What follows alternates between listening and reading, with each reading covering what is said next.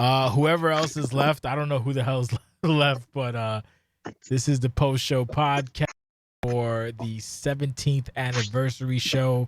While I try to queue up music that would actually fit what's happening, and I can't find anything on YouTube to specify it. I think this will do it. Boom. There we go. There we go. Got a little bit low music track in the background. Probably. But yeah, so it's the post-show podcast. It's myself, the owner, founder, ruler, grand poobah of OCW JCS. In addition, I also have the, I guess, the Booker of Turmoil and the former OCW World Champion, the G2 Courts. Is that nepotism or favoritism? I don't know. And then I also have both. The French Blade, former North American champion, probably future Hall of Famer, which is not any bullshit. Russ Cohle, are you there, buddy? You still there? I'm still there. Okay, Natasha doesn't have the knife to your throat. That's good. So whoever the hell is here, I don't know if anybody's here. Oh, there's people here. Hey, what's up? So this is the post-show podcast. We're not going to keep it here super duper long, but it'll probably be at least 45 minutes. We're going to try to compact the experience of the 17th anniversary. All I have to say is that I'm going to be honest, even though I'm tipsy, I was so dead inside watching. I was happy, but I was like, I'm just glad it was done. So that's pretty much, I was just sitting there having tortilla chips that my dad got me. He came to the crib and bought me some tortilla chips. I was like, thanks, from Costco. And I just basically ate tortilla chips and stared at the screen, hoping that people enjoyed what happened. Anyway, do we have any quick thoughts before we actually begin the podcast? I'll take it to the French Blade, Russ Cohle. Any thoughts, sir? I need a fucking cigarette too. You need a cigarette, great. How very French of you. Yeah. How about this guy? He thought that the white people were going to talk, or the Americans were going to talk until he was ready to come back from his cigarette break. His cigarette break. No, I'm still. You sit back on your porch, Pierre. We got this. Jesus Christ, buddy. No, I'm here.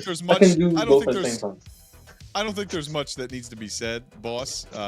There was a lot of moving pieces over the last week and a half. I know you've been working even longer than that, but even structuring where the videos were going to land and everything over the last 10 days or so.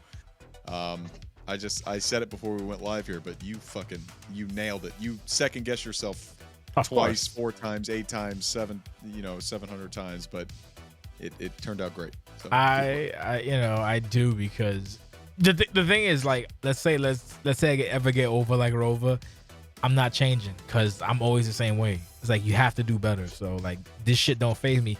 If we have like 100 or 30 or 5 or 10, it means nothing to me. It's the same shit inside my brain. So I think that's what keeps me the way I am. Like, I'm not one of these people that's up their own ass. So I enjoyed like watching it back. I had some trepidation regarding the pacing, but it actually worked out. I was listening to people on Discord, and the pacing worked perfectly for them. Like, I didn't hear people going like, ugh. It was going. It was going. And I'm just happy that worked out. I ended up working from when I got home. I got home about 6 and change. I was working on the new intro, which wound up taking a bunch of hours, and then I added some bits and bobs. And then this morning I woke up around maybe 6 o'clock in the morning.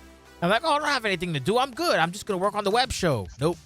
There's a lot of shit that I missed. So I was actually trying to cover everything that I missed all the way up until it was time to go. So I don't know, man. It is what it is. I'm happy. I have a question. Go ahead. What's your question? Is the longest show we had, the pay-per-view, the longest pay-per-view we had, like, ever, probably. Since like 4 hours. Since Luke. Was Lucian 4 hours? Lucian not because it was 2 nights. Like, if you combine both nights, yes. It was 6 and change. No, Lucian 6 nights was about 6 and change, 7 hours. 6.5 hours. This one was actually the longest show. At clocking in at 4 hours for a stream for people. So yeah, that was the longest show we did, and I actually hated that part. I don't like having super long shows because, it tires people out as much as they wanna, as much as you want someone to be addicted. I'm not about that life. So I was like, ugh. But it worked out. Honestly, the way the show was paced, even though it was long as shit, it didn't really feel long, which I don't know how that happened, but it really didn't, because just, I guess, the way the matches and everything worked out. I don't know how it worked, but it is what it is. So I'm happy. And thank you, Michael, for agreeing with me. I appreciate that. On Twitch and on YouTube, it's important to like be on longer so that the algorithm says, oh, hey, follow or whatever. But me personally, if I don't have anything interesting, I don't want to be there because that's annoying and I'm not that kind of person. But this was actually content. This was actually something good and it was worthwhile. So I didn't mind the time, but it still went by pretty fast. So I'm very happy with that. And what are you shuffling, Rusty? I hear the shuffling in the background. It's pissing me off. Oh, I'm sorry. No, I'm going to a close room. Hey, go to the bathroom so you can hide from your woman, then you'll be all right. Let No, the I won't be man bothered. let the man shuffle. I know, let the man shuffle. I'm Yeah. sorry. The other thing is I've basically been drinking vodka since this morning, so it's all good. So let's actually get on with the program so we can be amicable with time on people because we've already been here forever. So do we want to talk about anything beginning the show, or do you just want to go straight to the matches? I think you go segment by segment. Yeah. When you say segment by dude, there was 31 segments. I can't do segment by segment. We don't need to spend one person per segment, but we can go segment by segment. Okay, well, how about this? I'll counter attack with that. So, in the beginning segment, how did you feel about the opening segment? That was the rundown? No, that was actually you running down to the ring, exhausted.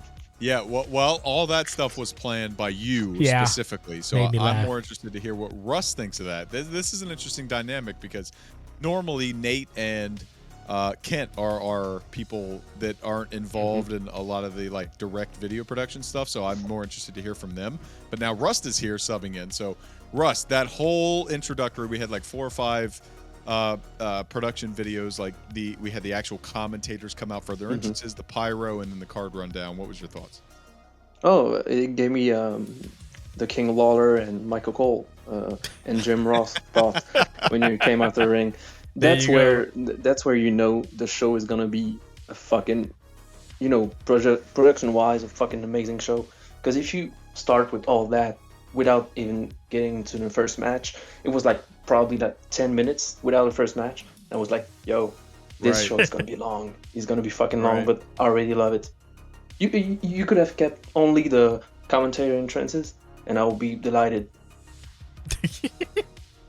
Yeah, so this is like the duality, Jay. This is what I try and tell you. Like people mark out things because I'm kind of like I'm like the bridge between the normal viewer and you, because I'm still I feel I'm still in the camp of people who mark out to pretty much everything that happens and staff, which is on your side.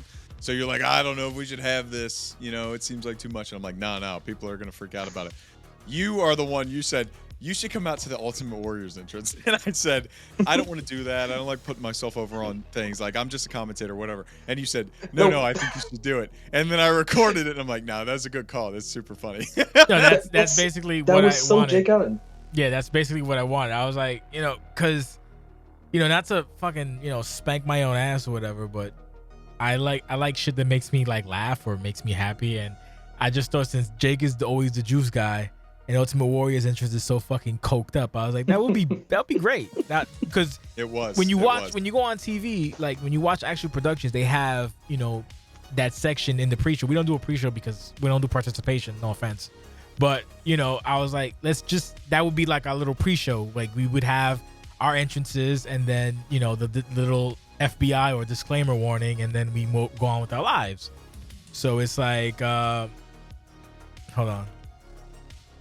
But you handled it so well. You handled it so well in the way that you structured the videos, because it was just our entrances and we didn't like sit on them for too long, and then you immediately transitioned into the pyro and into the card rundown.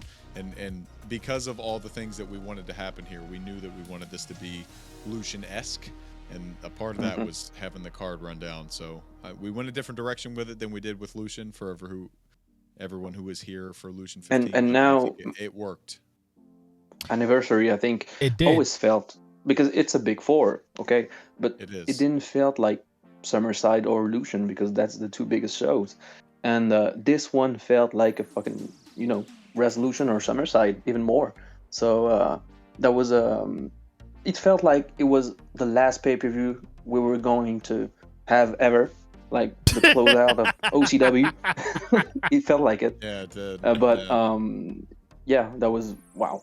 So I can't imagine once OCW closes out, Jesus. the show we're gonna have. I can't imagine that I think you're gonna do an 8-hour, 3 days show. I don't know what you're gonna do. Number one, don't say that. Guys. Number two, introducing the pseudo GM, but not really in name, El Brian. I invited him in here also because he's waiting for UFC, but might as well kill some fucking time. Hi, Brian. How you doing, buddy? Hello, I'm doing good. He's happy. He's excited. I was like, you want to join? He's I'm like, real fuck happy. yeah. I ran upstairs, bro. I got home. I went so my stepdad asked for food, so I went to McDonald's and I had to listen to the main event on my phone because I was like, I don't want to miss this. So then I get there and you message me like, yo, are you watching UFC? And I'm like, nah, I'm not. And you said you want in? Yeah, You're like, yes. Sprinted upstairs. Fuck yeah! I always wanted to be on one of these bitches. It's at 8 o'clock, so you got planned. We're gonna probably go a little bit past 8, but yeah, so you can hang out till 8. Stay. I don't care. No, So- I'll stay until after that. There's a lot to cover on the show. Jake, There's I so think we much. need to There is dive so right much in. to fucking cover. Okay, so we talked about the intro, so let's go straight into the whole thing about, I guess, the cold open. That was Jake's idea. Jake was actually smart when he said, let's talk first and then I'll do the video afterwards. If I want to be critical because I'm tipsy as fuck, my only concern is we have to do better on green screen or black screen or whatever the fuck it is. That's the only thing. No, That's not. I explained. I know you explained it to me, but I was still frustrated because I'm the way I am. But you can be, but I explained that to you in the way that black screen works. It's not green screen, and this is why people use green screen instead of black screen. You can't key it out as easily, but I think it still came out. No, it was fine. But I heard people saying, "Oh, look, Jake is a ghost." I was like, "You motherfuckers!" It's gonna happen. Yeah, you can't listen to that, bro. I know. The alternative is way worse. That's all I'll say. Yeah, no, it's fine. But no, it was a good rundown. Good shit all around. But let's get into, I guess, the matches. So the first thing was the OCW World Championship. So off rip, there was no like, how do I explain this? Nothing bad, but essentially there was no this is the thing. You know what? No, not at all. Actually, no. If I'm honest, I'm just mad. No. You baited me. I took the bait. If I'm honest, I'm only mad that like it was that short, but it worked out because the show was so fucking long anyway. And fuck Harvey. No offense, but whatever. Like, Rude. How do I explain this in a way that makes kind of sense? I'll go quickly. I'm sorry, I'm tipsy. In 2007. Don't blame the alcohol, baby. Yeah, in 2007. We're all drunk. Yeah, it's fine. In 2007, if I wanted to have the world title open up the show, I would be met with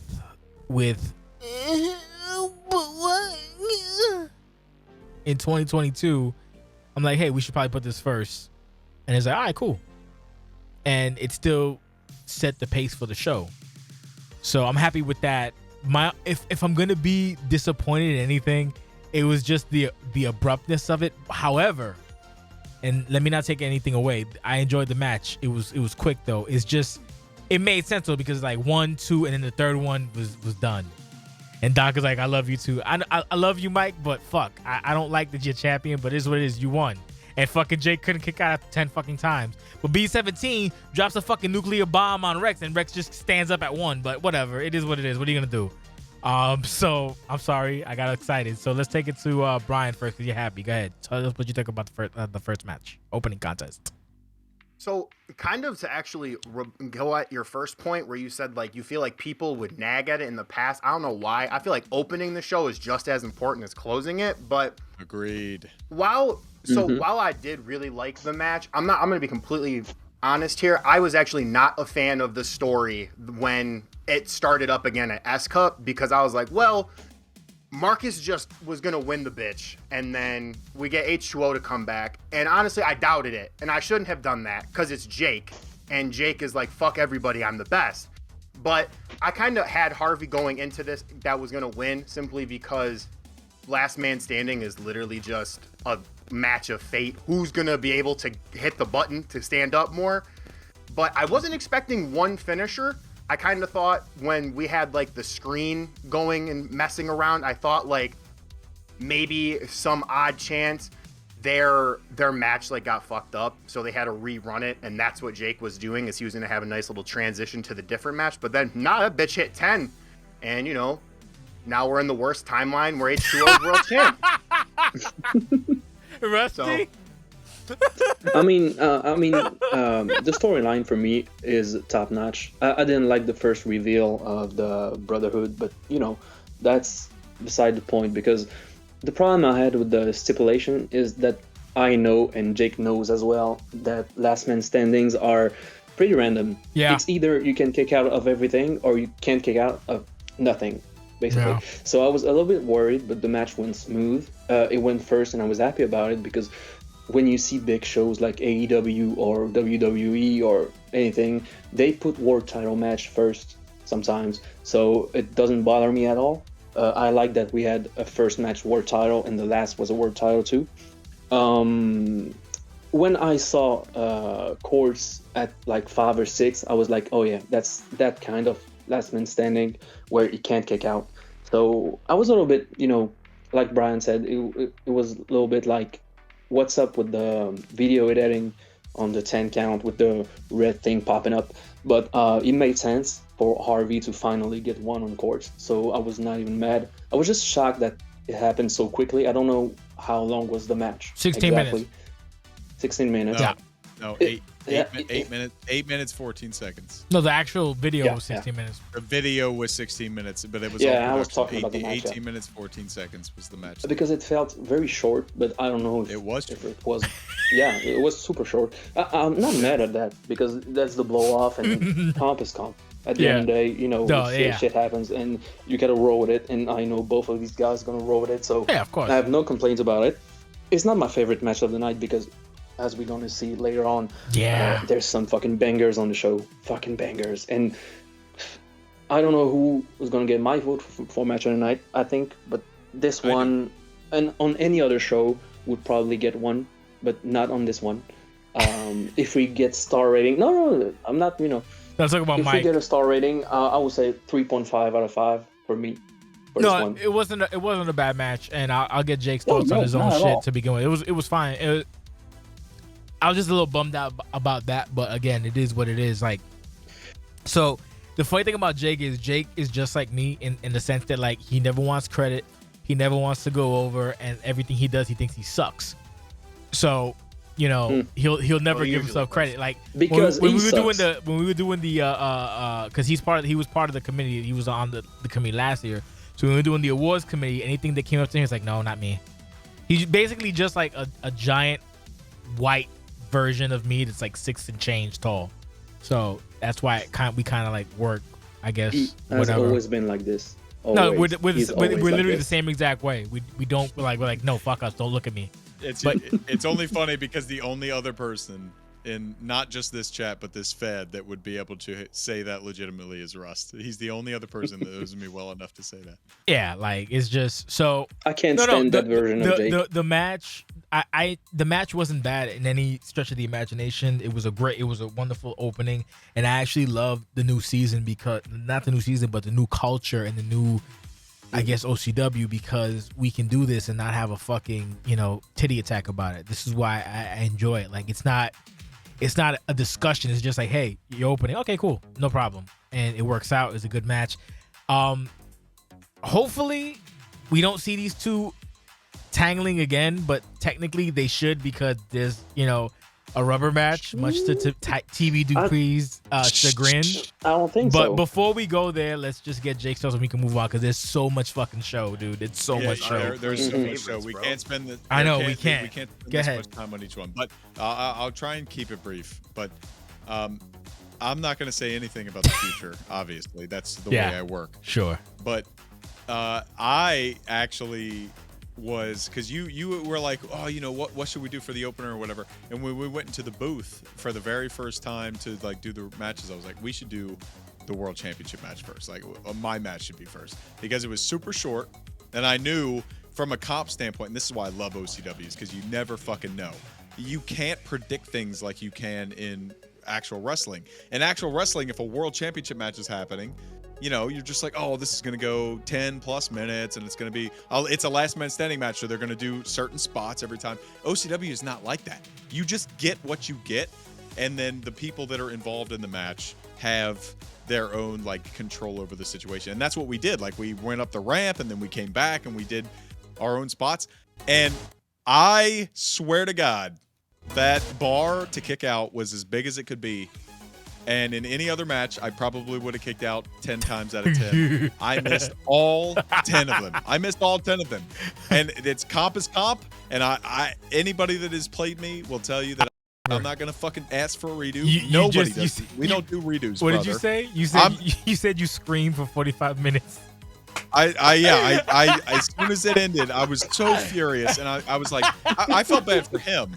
I felt bad for him because I'm like, I'm very proud of this storyline, like the way that we've handled this. Because you called when you brought me up in the awards, which we'll talk about later, and we're like, you called me the master of the narrative. I was like, oh, that's so great.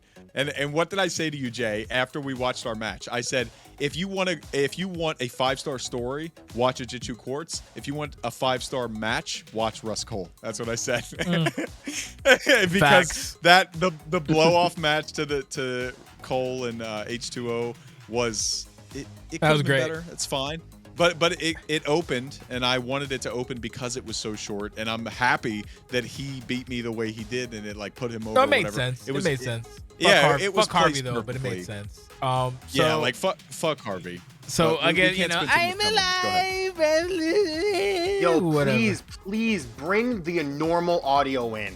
I can't fucking stand hearing the "I'm alive." Oh, the slow that one? shit No, sounds no, like was a that he went down. heel. It's because What he's is heel. that, Okay. bro? It's because of This Code is Red. a complaint. Code Red. This is a complaint. This is a complaint you need to address to him. Oh, That's God a damn Code it. Red entrance. That is not anything we did. That's When all it him. goes on. No, I know y'all didn't do I'm that. a His dumbass needs douche. to do the normal Shot is audio. crude. I'm sorry. I know, All right, I enough know. shitting on Harvey. We have to move on. So I Are can't you sure remem- it's enough shitting on Harvey? I Because can't that could go remember on for the next hours. segment. I believe There's no was such thing as enough the shitting next- on Harvey. the next segment was Mac and Marissa. So the only thing I'll say about this is please work on your audio levels. Other than that, you know, it accomplished what it had to accomplish. It was less than a minute, basically. Hey, we're gonna come out later and blah blah blah blah blah. If you guys want to expound on that, we can do the roundy if we want. So we'll take it to El Brian. I do we need to don't think we expound on need that? to. Okay. I think what you said is perfect. I think the three of us agree. Like, No, this was, yeah. it was short. No, it it was was short, good. Just succinct, work on your audio and levels. And it set up the segment for later. Yeah, work on the audio levels. That's about it. That's actually the OCW tutorial that we need to do. Work on the audio levels. But other than that, didn't hate. If my recollection again holds strong, I believe we have either the battle royale or FloJo intro video. I think it's a battle royale, correct? No, the No, battle it was the royal battle was royal. next. Okay, so the battle royal royale. was So the next. battle royale. All I have to say about the battle royale is Colby McCallum. No, I It was enjoyed the great. battle royale. The battle royale. Again, this. None of these people are here anymore because their match is already done. But shout out to everybody involved. Sedan. You still got 21 Man, people in that the, is in the so stream, funny. bro. Nobody's here now. God damn. They're not here You still now. got 21 folks in the stream. No, there yeah, are that still is here. but extremely funny. Deaver's not here. Mantis is not here. I know Adam's Mantis not is in here. the chat. Oh, What okay, type of shout out streamer Mantis are is here. you? No, but he said none of these guys are here because their match is done. That is the It's true, though. funniest. No, shit. Whatever. it's true. Either That's way. all they care about. Either, That's all they Adam's care here about. too. Wow, I'm an asshole. Okay, well, fuck. All right, I'm an asshole. Adam was gloating about not wanting to watch the show, so fuck him. Keep 50 going. But we got to be 50%. professional. 50% of the people in that match aren't here right now, so that's accurate. Anyway, from top to bottom, that match, I enjoyed it. I had trepidation at first because of people involved. Because I always have trepidation because there's 17 years, and does. half of those 17 years were awful. So I always have trepidation. Anyway, long story short, the match Shout was out to entertaining. The match was fun. If I have one complaint, it was I don't know what the fuck happened with the entrances. They progressively got worse as we went down. So Jake's thing was that people were doing online entrances and were trying to be cropped and failing spectacularly. Oh yeah, is that why they were Yeah. all so zoomed That's in? it. Yeah. That's it. So, I was really so wondering this is why my- that was going on, bro. This I'm is like, my what? theory. This is my theory: is that Adam was the only functional human being amongst I the think it six of was. them. So, No, I wouldn't- yeah, I so wouldn't he- say Lewis he was asked- in that match, bro. He's Yeah. a functioning human. No, yeah, but Lewis's entrance was Lewis fine. is So good. the you're other, right. no, Nah, his- you're his right. was You're cut. right. You're right. Yeah. No, his was cut too. the other four of them, it was. So Yeah, it was I don't cropped. know what happened. I don't know I what don't know what happened. happened. My theory when we finished the match was that something was wrong with the entrances, so Adam had to re-record all of them in online mode. For some reason, Yeah. So he had to zoom them in to get rid of the HUDs. I don't know what the fuck happened. It was a disaster, but it didn't look bad for any of them except for Devers. Devers looked terrible, and it like Jay was losing his mind on commentary, and I couldn't reel him in. It was one of those moments. And I shouldn't have Deaver. reeled him in because it was perfect. I saved Deaver. Yeah, you did. But the entrances aside, like the match itself, Jay, was awesome. Like, yeah, no. They kept. Oh, We yeah. had the very beginning was Sidhant and Colby attacked each other, and then they split apart. And then the 4 little guys aren't going to do anything. And then Sidhant and Colby hit again, and then they split apart. And then we thought it was going to be Colby and Sidhant. Joe Deaver pulled down the ropes. Oh my God. And it was so great. It was the story was told so I freaked perfectly. out. And that's why OCW is so great, because all of this is organic. It's real shit. We don't plan them. Nothing's planned. That Sidhant spot was literally like real wrestling. Like you was could great. not have scripted that better. And it's gonna literally cause physical pain, but I actually freaked out when I seen that, when Deaver pulled that reversal off and Sid just went flying, and I was like, all right, well, this has to be Deaver's match. But my parlay hit, and Colby got that dub. Oh, thank fucking God. Oh yeah, we couldn't have Deaver win, bro. That would have been awful. Rusty. Well, Deaver's gonna get murdered now in the next Turmoil. Rusty, thoughts? I mean, it's more than just, we all expect some fuckery in a rookie invitational or whatever the name is. But we haven't It's had just any. That's the weird thing. That's just me. But go ahead. I'm sorry. It's just a battle royal with 2 veterans on the stick and 4 other, rookies. And Deaver pulled out some great moves, even though he's been cocky in Discord and stuff for weeks. So I was like, he might be winning. He's opening his mouth too much. And at the end, he just blew off a spot because he could have eliminated Sidhant with a finisher, but he didn't do it. So classic rookie mistake, but he got the job done. But I think the corner one. But I think the right guy won in Colby, because he's been quite hot as a call and very well built. And it was his opportunity. Sidhant is an elimination, makes sense because it's like the classic WWE fat guy running towards the ropes and the little guy pulling the ropes. So that's a classic Big Show spot. And I have no complaints about this match. Really, it was entertaining. It did his job. And for me, the right man won. So no complaints. Even the rookies that took part in the match were great. Good. No fucking even Mantis, no fucking problem. They all did fantastic. Again, my thing is I'm always like I just have this built-in trauma from years past. So. No, we had the funny thing is we've had 4 battle royales and they've all been fine. So it's just me. I'm gonna hold on to the trauma because that's what trauma is. You hold on to it. Jake, do you have any thoughts or you want to move on? No, the match was great, like everybody said. I'm just more interested to see where all of this goes because it's set up so perfectly. A battle royal is a perfect platform to start stories. Deaver Sidhant writes itself. Yep. Colby McCallum was already the one coming in with the most momentum. Now he has positioned himself in a Harris Turner position. Yep. So like I'm ready to watch next Friday for either Max or Rex to run into Colby McCallum because same as Alistair Ross. Yeah, because that's where Colby McCallum is right now. Yeah, we'll get to that look at Colin. When Colin didn't Colin win a Rumble, or am I like mistaken? No, you are mistaken. Okay, John I'm Carter. old. John I'm old. Carter won. Whatever. Carter. Well, he did well and he got fucked, so fuck him too. Anyway, whatever. I'm old. I don't give a shit. Moving on. He won at Lucian. John Carter's a great example. Okay, well, fine. We'll use him as the example. What was the next segment? Was it the FloJo thing? That was the FloJo one. Okay. Yep. FloJo was next. Yep. All I have to say is a little story for this. I have a little story for this. Go ahead. You had something to say, or this is his creation, so I want it. No, it's not. It's not mine. It's Gooch. It's Gooch creation actually. What's your thought on that? No, not the video. I know the video was Gooch, but Jay was very contentious. If I pull back the curtain a little bit on this whole, we'll get to that part, but let's not get to that part yet because that part's way further down because this fucking show is massive. So as far as the video goes, I loved it. It's wonderful to see, like, you know how they say Stephanie McMahon takes credit for the women's revolution? I want to take credit for the production era revolution if you guys agree or not. Either way, I'm taking credit for it. Argue it. Fuck you. Whatever. Okay. Whatever. Suck my dick. Anyway, so the reason I like it is because I feel like that video is someone saying, oh, well, I can do videos too. And they did it. I enjoyed it. I enjoy it because Gooch has the same kind of like a musical range that I do, a lot of like 90s-esque whatever. So that video was perfect. And then the story, if you didn't understand the story that was told, the story was told is, you know, Gooch is in every match, but Gooch never wins. So that's the simple story. There's stuff that could have been added to give it more heft. But again, when you're learning the ropes, that's what happens. You start crude and you work your way up. Max started super crude.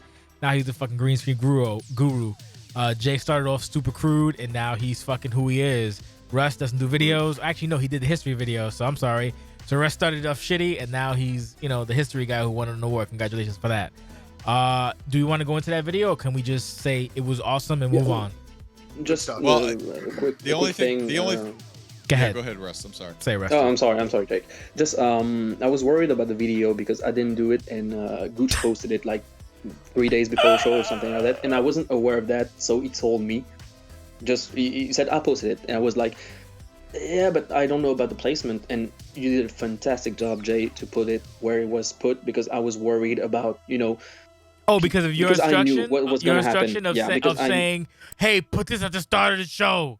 Like, okay, because I did a video and I was worried about people, you know, not understanding why there's a promo package for Flojo, and I knew it wasn't going to show up, or she wasn't going to show up. But since you put it at the beginning of the show, and then you had the beatdown video. Yeah, you know how annoying that was? You're welcome. So I was like, oh, when I was watching the Flojo package, I was like, oh, that's clever. Because if it got after the beatdown, it would have been weird. You know, it's just, you know. You're welcome, because I actually watch the content. The heat. I'm not a piece of shit. That's what happens. Yeah, I know. Hey, don't worry. Nobody says that. Good, I know. I say that better sometime, not. but Yeah, better not. Anything else on this, or can we move on? Anyone have any parting thoughts on that, or what? Well, just that Gooch fucking. This is. No, it's good. It was great. One of the things. No, Gooch PM me and asked me to clear it. And was like, "What do you think?" And I'm just like, "This has to stop. No, this has to stop. No clearing. No clearing on videos. Stop messaging people and asking them to clear your content. And submit a video. Listen, I'm not trying to call you out, Gooch, but I told you. Yeah, Gooch. I'm sorry, Gooch. You're very sticky. When you message me, submit your video, accept the criticism, learn from it, move on. That's it. I'm sorry to cut you off, Jake. We have plenty. We have too much to go through. Yeah, when you messaged me, I told you directly. I'm like, I don't care see this. about this conversation. You need to go for this. I don't care about this conversation. Yeah, because Jake's one of the biggest fans too, so he doesn't want that shit ruined. Just submit. Exactly. Because the thing is, here's a fun fact. There's videos that were on the show that needed, you know, a treatment, but I'm not gonna do that. But yeah, look, submit your shit. If it works, it works. If it doesn't, you improve upon it, and that's it. Rome wasn't built in a day. It's fine. You can shit the bed. You can shit the bed on a pay-per-view. It's fine. All you get is, hey, fix this, and that's it. I don't give a fuck. Fix it, do better. Whatever. It's okay. Facts. Whatever. Okay, what was the next segment? I think I'm still drunk. After that segment was Parka versus Colin. No, I think there was something before that. There was. Oh, you had awards, did you not? I think we actually skipped some of your awards. I think that was actually before. Do we even want to? Do we need to talk about the awards? No, I don't think we don't need to talk about the awards. I agree. They were all great. I told you that beforehand, and you were a fucking nervous wreck about all of them. I wasn't. No. I wasn't a nervous 40 wreck. hours of your 80 hours. Just 80 hours. It's yourself. A lot. It's a lot of work, bro. Damn, but no. 80 hours. Damn. Yeah, it's a lot of fucking hours. But no. All right. So we'll skip. Yeah, I don't care about this conversation, Jay. Let's move on. I am. Mm-hmm. Yeah, great work on the awards, Jay. Clever, Jake. Fuck your face. Anyway. I'm trying to I don't have anything open, so I can't recall what matches what was next. Well, after the Gooch segment was Colin and Parka. Was it directly after? I thought it was a segment before. It was directly after because Jake was like, "Fuck Gooch." It's next in the rundown. Okay, cool. So Colin Parker. First of all, I did not expect the ferocity of Colin Locke. So I think his new theme is basically just. I guess it's I'm just gonna put over as many people as possible. But fucking hell, dude, that glass cannon build. Maybe you might want to look at that for 2K22 because fuck, dude. If you get hit, it's not a good thing, buddy. It's not a good thing at all. That was the one thing. When we were done doing the match, I kind of sat there, right? Because just to peek behind the curtain a little bit for everyone who doesn't give a fuck. Shock. I was like, damn, because I didn't really like I did not going into that match have really many expectations of what I wanted to do because like I'm still trying to find the footing for heel Parka. So like when he dog walked me like that, what immediately came to mind was like, oh, this is perfect. Like now I'm like, this is great. Like you got your ass beat, like you're talking shit, like you're this heel. So it's like, you know, I got put over the new stars, but fuck, if only I could have revved. All I gotta say, like I said on the stream, I was like, Colin's trying to beat the friendship into you. Yo, he was, bro. I want my friend back. I want my friend back, and I'm gonna beat you up until you get it. Man out wrestled me, beat the shit out of me, scooped me, and was like, "Are we friends now?" Dude, my man hit the fucking snake eyes into the ultra scoop, so that's bonus points. I but did not see that shit coming. That when was he amazing. did that, I was like, "Oh, I'm gonna fall down." Nah, bro, you're standing and taking a scoop. Jake, thoughts? Nope. Brian said everything that I thought. Jake was probably waiting for me to message him after I found out you guys were done doing comments. I got was scooped. like waiting for my breakdown. I was not. I got like, Jake, scooped. I'm so sorry. I'm awful. No, that was 2019, Brian. I know that Brian is dead and gone. Yeah, he's dead and gone, bro. I knew that walking in he was okay to you know, have the match the way that it went because that's OCW. Like shit can happen. That like happens. That. That's what I'm trying. Like you people can don't get absolutely understand. destroyed. It's okay. And Colin brought out the pub lad. Yeah, and when he brought that out, I was like, oh my god. See, you gotta put it over. So here's the thing for anyone who's like maybe new or just listening, you know, that's not OCW. You know, winning and losing, it happens. Sometimes you might fucking get critically destroyed. And, you know, maybe unless you're Nato Ortiz, sometimes you might get critically destroyed. And it's okay. It's not like the worst that happens is people go, oh, tee. They have a joke about it. It's not. It's the end of the world. If you lose any match in OCW, all of the bookers are going to bury you. Of course. I always look at it like this. My OCW legend Smythe lost to 3 women in 2K. No, I'm sorry, in SVR 2006. One of which was elderly. It was an elderly woman. It was Sarah Sykes, and it was like, I forgot, I think Casey Payne as well, who's also a Hall of Famer. Like, it's okay. Don't worry about it when you lose. It doesn't matter. Like, we make fun of it, we move on, and that's it. When you feel butthurt about it, that's when we're like, oh, we're gonna bother you about it. But it's whatever, it happens. But no, it was a good show for fucking Colin. Colin came in like a fucking beast. I was surprised because I was like, oh shit, you know, I was like, Parker's gonna do the nope, and then it happens. You know, it worked for the story. Rusty, thoughts? Anything? I mean, I'm gonna say the same thing as the first match between Harvey and Court. For the story, it was perfect because Parker has been, you know, bullying Chris Green and other people and being out of his mind, and Colin is like the white hot babyface that want to get revenge, and everybody wants to see Parker gets destroyed basically, and he got destroyed. He got his ass whooped all over the arena. So it was perfect for the story.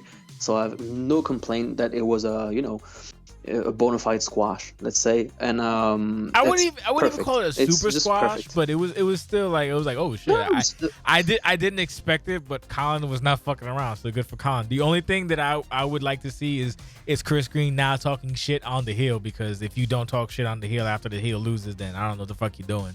But anyway, so and expect Parker to be even more. If he doesn't come back like an super asshole, then I don't know, but I'm sure he will. So we have the Hags warning.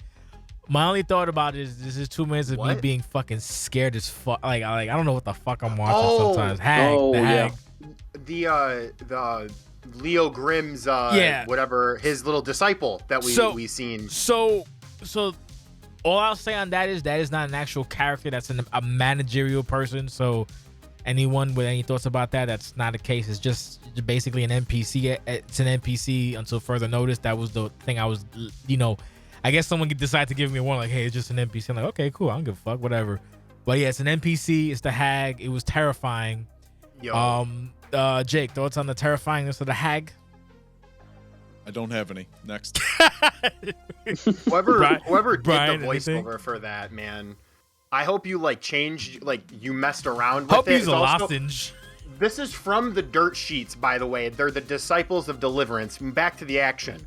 Whoever did the voice promo for that, God bless you, because that sounds like your throat hurts so bad, or you're smoking for 50 years. Throw goat. Yeah, throw goat. Yeah, Nancy Reagan. Let's get it. Yeah, Rusty, anything? No, classic Leo Grimm shit. So. Nah, I liked it. The thing is, it was 2 minutes, so I can't look. Here's another fun fact about OCW. If you do something and it sucks ass, it's fine as long as it's a minute or less or 2 minutes. I don't give a fuck. When you start going, wasn't bad, broke up the action. No, yeah, exactly. When you go in 5 minutes and it's garbage, then I get upset. So don't do that. Speaking of, I was gonna say speaking of, but it's not garbage. We have North American title, Alistair Ross versus Russ Cole. Oh boy, this fucking match. All I have to say about this is, God damn it, Rusty, I fucking appreciate you because of the amount of shit you don't give a fuck about. Again, I have 17 years of expertise behind me. I have 17 years of where I would have to tell people, hey, you guys are fighting, and not mention that it was for a contendership, because if I did, they would play cheesy, but if I didn't, they would play normal and maybe have a good match. I like the fact that most of this roster, maybe 95% or 90% of this roster, can be trusted to just go out there and fucking fight. You, Jamie, yeah, just fucking fight. If it works, great. If it doesn't, fuck. You at the end, like, you know, you came back from the end, you took a risk, it didn't work, you took a L, and now this smelly coke fuck is the champion. It is what it is, such is life. But again, if this was, you know, maybe 4 or 5 years back, it might be a different situation, because rather than maybe go for the attack, you would Irish whip him to the outside and, oh, please let me get my red back, please, I need my reversal. Or just take a count out. Exactly. So, you know, it's good. I'm proud of you. I'm proud of actually the roster. Most of you people aren't fucking assholes. Good match. I wish you would have won, but hey, it is what it is. It was exciting. We'll take it to Jake. Jake, thoughts? It was a great match, as we all knew it would be. Alistair Ross and Russ Cole, the whole story was told in a very old school fashion, in terms of, I'm going to beat you down because I'm a bad asshole, and I'm going to attack you from behind. And I think this entire pay-per-view in general was a story of, like, people coming together when they were in the perfect position to do so. I don't think, I guess you could maybe make a case for Jacob Trance, but there were not really any cases here where you looked at this card and you went, this match doesn't make sense. That never happened. And this was a perfect example of it, because Alistair Ross and Russ Cole made perfect sense. And then you had all the history that they worked into, and then you have all of the other stuff that Alistair Ross has going on with DDE. I was shocked to see him win. The post scene was shocking and fun as well. But yes, in terms of, like, in the ring, the match was nonstop, balls to the walls. They don't give a fuck. They're not dicking around, running around on the outside. I think that's become kind of the standard over the last 15 months or so, but it's still worth acknowledging at this point. Brian. Right to Jake, the one thing that I want to have a little side comment on is that end of match stuff, when we seen, like, Garcia get involved and Dennis made the appearance, and, you know, Garcia done whacked Dennis in the face, which that's a whole lawsuit. Garcia, you're getting arrested, my guy. But You're right. I do like how we kind of saw, kind of like in a perfect thing, like how Jake said it before, like how OCW pivots, because we saw Rust, I think it was on the go home, God, I'm so sorry if I'm wrong here, where he lost to Garcia, and then literally as Ross gets his crowning moment, he gets his triple crown, he predicted this, he literally said he was going to win. Garcia comes in and ruins it, and then smacks Dennis in the face. So I'm really curious to see that aftermath, because with Russ, like, with the handler behind him, I kind of imagine, like, he's probably going to simmer down for the rest of 19, because when you're a madman doing all the shit that he had to do, you know, you become a fat pussy, and, you know, stuff goes on. But that's it. Fuck you. But quick note on that one. I think Russ title run has run its course. Did what he had to do. Like, no, for example, I think by being Pride champion, then North American champion, first in the new era, and defending and doing stuff, I think it was time for us to go to another thing to do. I don't agree with that at all. No. I know you don't agree, but I'm sharing with you my opinion. Sure. And I talked to Ken about it, because we often talk and stuff. And I said, I'm not even mad. I'm going into this match like every other match, but especially this one, like, win or lose. If I lose, it's great, because it's fine. he gets his triple crown, and I think Rex deserves it. Oh yeah, because he does. all of the amount of it's like the rebuild of Rex, so Alistair Ross, and he's been on a tear, and the collision course between Rust and Rex been long. It's been a long time since we saw that. The first time we saw it was like my second year, and we had a low match. Nobody gave a fuck. And but this one, with all the history, with the resolution main event and stuff, made sense. I'm happy with the feud. I'm not even mad. Christian Garcia got into it. I mean, whatever the result was, I was happy about it. So the thing I was the most happy about was how it went, because you never know. Comp is comp, but I'm very happy that we clicked on all cylinder. Like, Rex, his spot, like, he went red hot in the beginning, then he gassed out. So that's in perfect. Typical Rex fashion.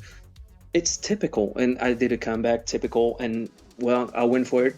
It was, it was he could have had at the end. It could have went down to it. That's like, again, that's what I appreciate. I don't give a fuck. When I saw the code breaker, I was like, yeah, cool, and just no.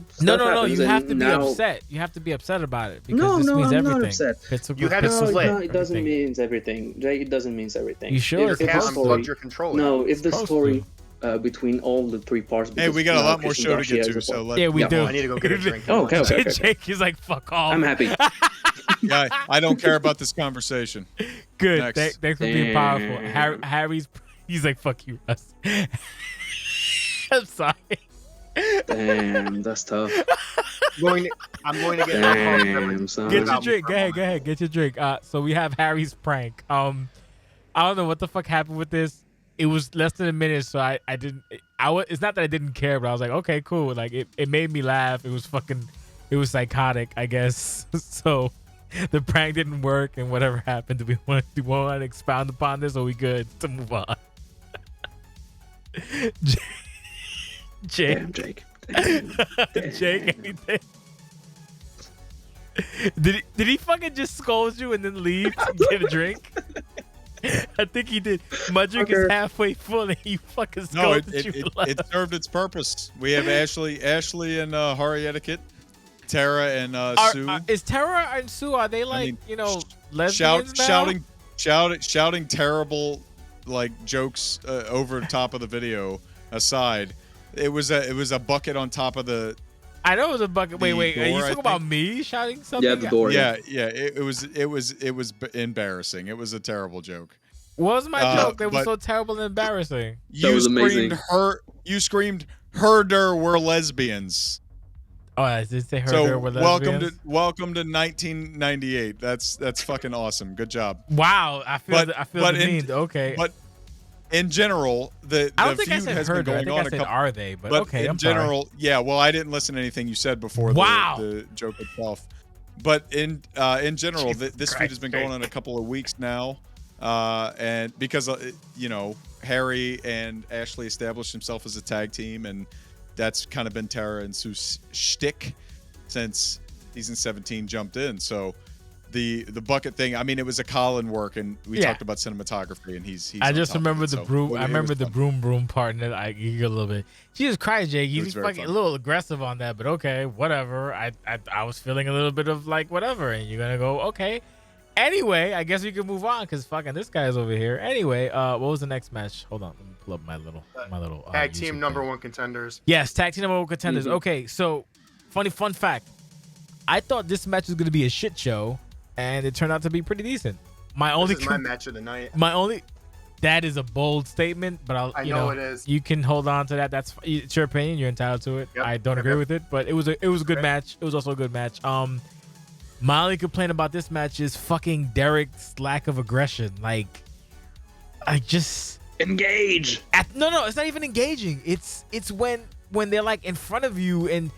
Just smack a motherfucker. Like, what's the problem? Like, he could have helped Max so many times. He just fucking stand there like, I'm just gonna hold on to the tag rope and I'm not gonna bother nobody. I'm gonna be a good person. I'm gonna throw it. It's not necessarily illegal, Derek. No, but it's 100% illegal. If you punch someone when you're the illegal man and you're on the apron, that's an FPR break. No, Jake. Yes, it is. Jake literally is the one who made that rule. Jake. Him and Rust. I don't think that happened during the match. So Thank you. it's not- No, but I'm saying he couldn't punch him? No, Jake, it didn't happen, but you cannot attack someone as the illegal man on the apron. You cannot punch the legal man as the illegal man, correct? You cannot attack the legal man as the illegal man unless you are in your corner holding the tag rope. Okay, so all right, so that being said, Jake, if John Carr's in front of me, I'm holding the tag rope, and he fucking taunts in front of me, and he's just striking distance, can I punch him in the face? If you're in the corner in the same position where you would be tagged, then yes. Okay, legal. see, there you go. I'm fucking right. Sorry, I didn't want to be so aggressive about that. It didn't happen in the match. So why are we talking about that? No, I'm talking about it because excuse me, I don't care about this subject. Can we go on? Wow. Fuck you, Russ. You're not Jake I'm not interested in this conversation. The match was super good, except there was blatant moments where Wolves of Vanguard did not show their chemistry, and Derek was way too passive. Like when Parker was in front of him, and there was like a 2 to 3 second interval where I was screaming at my phone, "Hit him!" Yeah, that's what I think said. That's what you. Yeah, but they were in the ring though. That's the thing is that moment they were in the ring. It wasn't Derek on the apron. Well, I don't like Jake and Russ both being sassy with me. So, Jake, thoughts on this match? You sassy bitch. I thought it was a great match. I thought the tag team stuff has come such a long way since we started with 2K19. Like, I think back to the days where Rust and I were playing CQC matches and we were bouncing, doing springboards and shit and interrupting all kinds of stuff. And like we have dialed it in so much, and like we got the 5-second roll on the tags, and people take advantage of that so well. And it's just a lot of fun to watch tag team matches now, whereas before it was so chaotic. This was no different. I disagree entirely that Derek did anything as an illegal man that was he didn't do anything. That was the issue. Like he just allowed the violence. Yeah. Well, there was the one. The one moment. I think I know what you're talking about. There was the one moment where the ref went down, and it was like a 2 versus 2 showdown, and that was when I was like, they should have went at each other. When the ref went down, and it was a 2v2 showdown, they should have went at each other, and they backed off. Yeah. Mac and Parker both just dipped. But that was less about like ethics and more about just a missed opportunity to make the match look good. But I still think the match did look good. It was Iceman taking the heat the whole time, and then Derek came in, and you wanted him to be a house of fire. He gets dropped on his head. The wrestling club has been on this upward trajectory since they reshuffled their structure away from the do-nothings into Dylan and Marcus McMichaels. So I'm happy to see it, and I know that I'm going to pull back the curtain again. This match was set up by the tag team champions, which tells me that this upcoming feud is actually going to be a feud, and it's not going to be something that was set up by booking because nothing else was going on. I mean, champions being proactive. Shout out. Can you believe it? Fucking Kent wanted that match on fucking Riot. I was like, nah, it's fine. We can. No. Yeah, it's fine. We're not doing that. So we have the next segment we have is the It's Too Quiet segment with Lotus Flojo getting fucking laid out. If you look at the boots don't match La Mujera. Just saying. But thoughts on this? Any quick thoughts on this? Anybody? What did you just say? I'm sorry, you just said that super quick. We had the next segment was basically the walk away one. I mean, the one just with, added on. Basically you find Flojo dead, and you see Boost they ain't from La Mujera. It seemed like a possible Jeff Hardy moment on how Jeff Hardy got injured, and then he went and joined the match later on. But we'll talk about that when the actual women's match is up on the docket. Keep it moving, JCS. Rusty or Jake, anything? Keep it moving. Okay, fantastic. Okay, so we have QC Connect. No, nothing for me. Nothing different than what we talked about earlier with the promo package. I think the whole story was told well. It was never meant to be taken as like a good thing, but we'll get to that when we get to the women's match. Sure. I'm sure you're going to fucking try to scold me at that point. But anyway, before we get there, we have the QC Connect has arrived with now Mina V, who I guess she can be considered a heel. Other than being a little bit long in the tooth, told a pretty decent story. It explained why Mina V is now, I guess, not the dark side, but, it's like, it doesn't pay to be a fucking good girl, so fuck the future. I don't fucking know. I liked it. I enjoyed it. Deaver's saying that, fuck this lady. I believe in the beaver. We'll get QC connected. I have no idea in what way the culture works with Joe Deaver, but fuck it, I'm here for it. I guess. I think that's a good thing, by the way. I think that's a good thing, by the way. The fact that Deaver showed up and you have no idea what role he's playing here and what this is going to lead to, I think that's a good thing. Because in wrestling, especially when you're not a part of the business, you can fall into tropes very often. So it's so important to be unpredictable, and this did that for sure. Joe Deaver for the culture is something didn't expect. We'll take it to Brian then Russ. Very standard, solid promo. My one thing that I took from this is it just shows how good Rye, the handler, is as repurposing Cause. Because when Mina first came in, if I'm remembering this correctly, she was, this futuristic person sent from the future. And now it kind of seems like maybe he himself was like, this isn't really sticking. So then, bring him into QC Connect. I just really like how Rye does that. How like a lot of his prominent characters are actually like more so like manager like characters, but that's nothing bad because my dude's a literal workhorse. Like he has so many videos and so many RPs that it's just like, hey brother, you make me look like a chump. So good for you. Good stuff though. Frosty. I mean, I didn't know what I was looking at. Exactly. QC Connect with Mina and then Deaver, and I was like, what the fuck is happening here? And I was intrigued, but I was like, oh no, I don't want to see Deaver twice on a pay-per-view first. And I was like, oh, okay, it's a weird mix because QC Connect and fucking Deaver is like, I don't know, but let's move on. I'm okay with it. That was good. No, that was good. But I have nothing to say except it was weird. So me and my homies say fuck Joe Deaver, but everything else was great. Fuck Joe Deaver. Okay, so we're moving on. I guess I guess I gotta click on something else too. Jesus Christ. Okay, so looking on my docket, the next thing would be the awards, which we're skipping. So we're going to Doc versus Nato Ortiz. Damn, already. We're good time. I have to take a piss in a little bit to get more alcohol, but anyway. So Doc versus Nato Ortiz. This was. I enjoyed the shot of this match. I'm just sad that fucking, sometimes the game fucks up. So if anyone has any questions, that's essentially what the issue is. But yeah, fucking great fucking match, man. Clash of Clans. Clash of Styles. The Old Country, Nato Ortiz, my son-in-law, the greatest man that ever lived. Doc Green, essentially a goddamn almost legend shit in a couple of years, more or less, give or take. It's essentially a dream match. Shout out to Doc for just fucking calling his shot. So good for him. Good fucking match. Marred by the engine being stupid, but the follow-up was really great. Russ being so sad and disappointed. We're better than this.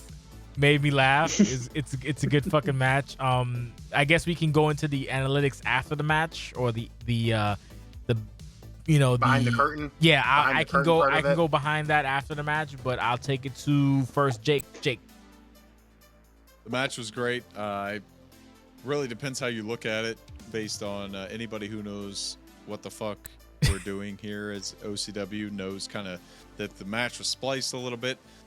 There's a couple different ways to look at it. Jay and I talked about it a lot after the commentary was done. Clarification, so it's fine. Yeah, so Jay and I talked about it a lot after that was done, but obviously given the two involved, we know that the first match was a competitive bout, and it was incredibly competitive. The way that they were able to take, and this is what OCW is all about, take what is given to you and turn it into something captivating. That is what OCW is all about, and they did that with Nato Ortiz. He's always kind of been a heel, but like solidifying that heelness by using a foreign object against man. By using by hitting a beloved returning superstar hit him in the with dick. A foreign object. So this like the women's match and like Colin Parker match is something that I am kind of sitting here like I can't wait to see what happens on the next show or the next two shows or the next three shows.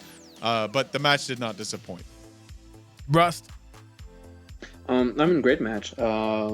Jake said everything, but yeah, I was disappointed. Not by the end, but as a fan, not behind the current thing, as a fan watching the show, I was like a mark, you know, just like, why you do this, Nato Ortiz, who is supposed to have a clear-cut winner on a no, I mean it's part of the story, and that's why I was so you know, so into it. So I went to see a clear-cut winner, and I saw Nate cheat, and I was like, oh no, don't do this. And I was like, not pissed off at Cass level at Lucian, but I was disappointed. Not in the you know, as a fan, I was disappointed. Gotcha. But I love the match because Nate is so meticulous with his offense, and everything is movement, and everything is just, you know, it's just like a robot of OCW. It's just like the if you want to be great at an OCW match, you watch Nato Ortiz. Basically, he does everything right. He doesn't do any stupid shit. He's like a constant professional throughout the years. And Doc as well. Doc has a not a similar style, but he's more like a fiery style. Like, he runs a little bit more, he's more quick and everything. So clash of styles, but it was really good, really, really good. Obviously the finish didn't fit me as a fan, but everything was great, so I'm happy with it. Brian? Oh wow, fuck you, doing my job. Go ahead, Brian. Want to see the rematch. I want to, like, kind of like to what both Jake and, you know, Russ said. I kind of like peeling the curtain back. I want to see a non-interrupted match. Like, I applaud them for I don't want to say fixing it. I applaud them for adapting to the situation and doing what they needed to do to make sure they still had a quality pay-per-view match. But me, on like like the actual comp side, like the OCW side of myself, I want to see the rematch just so we can see their full potential without the game fucking them. But then again, we've been on this game for so many years now, and it keeps breaking as it knows 2K22 is coming around, so who knows. But solid match.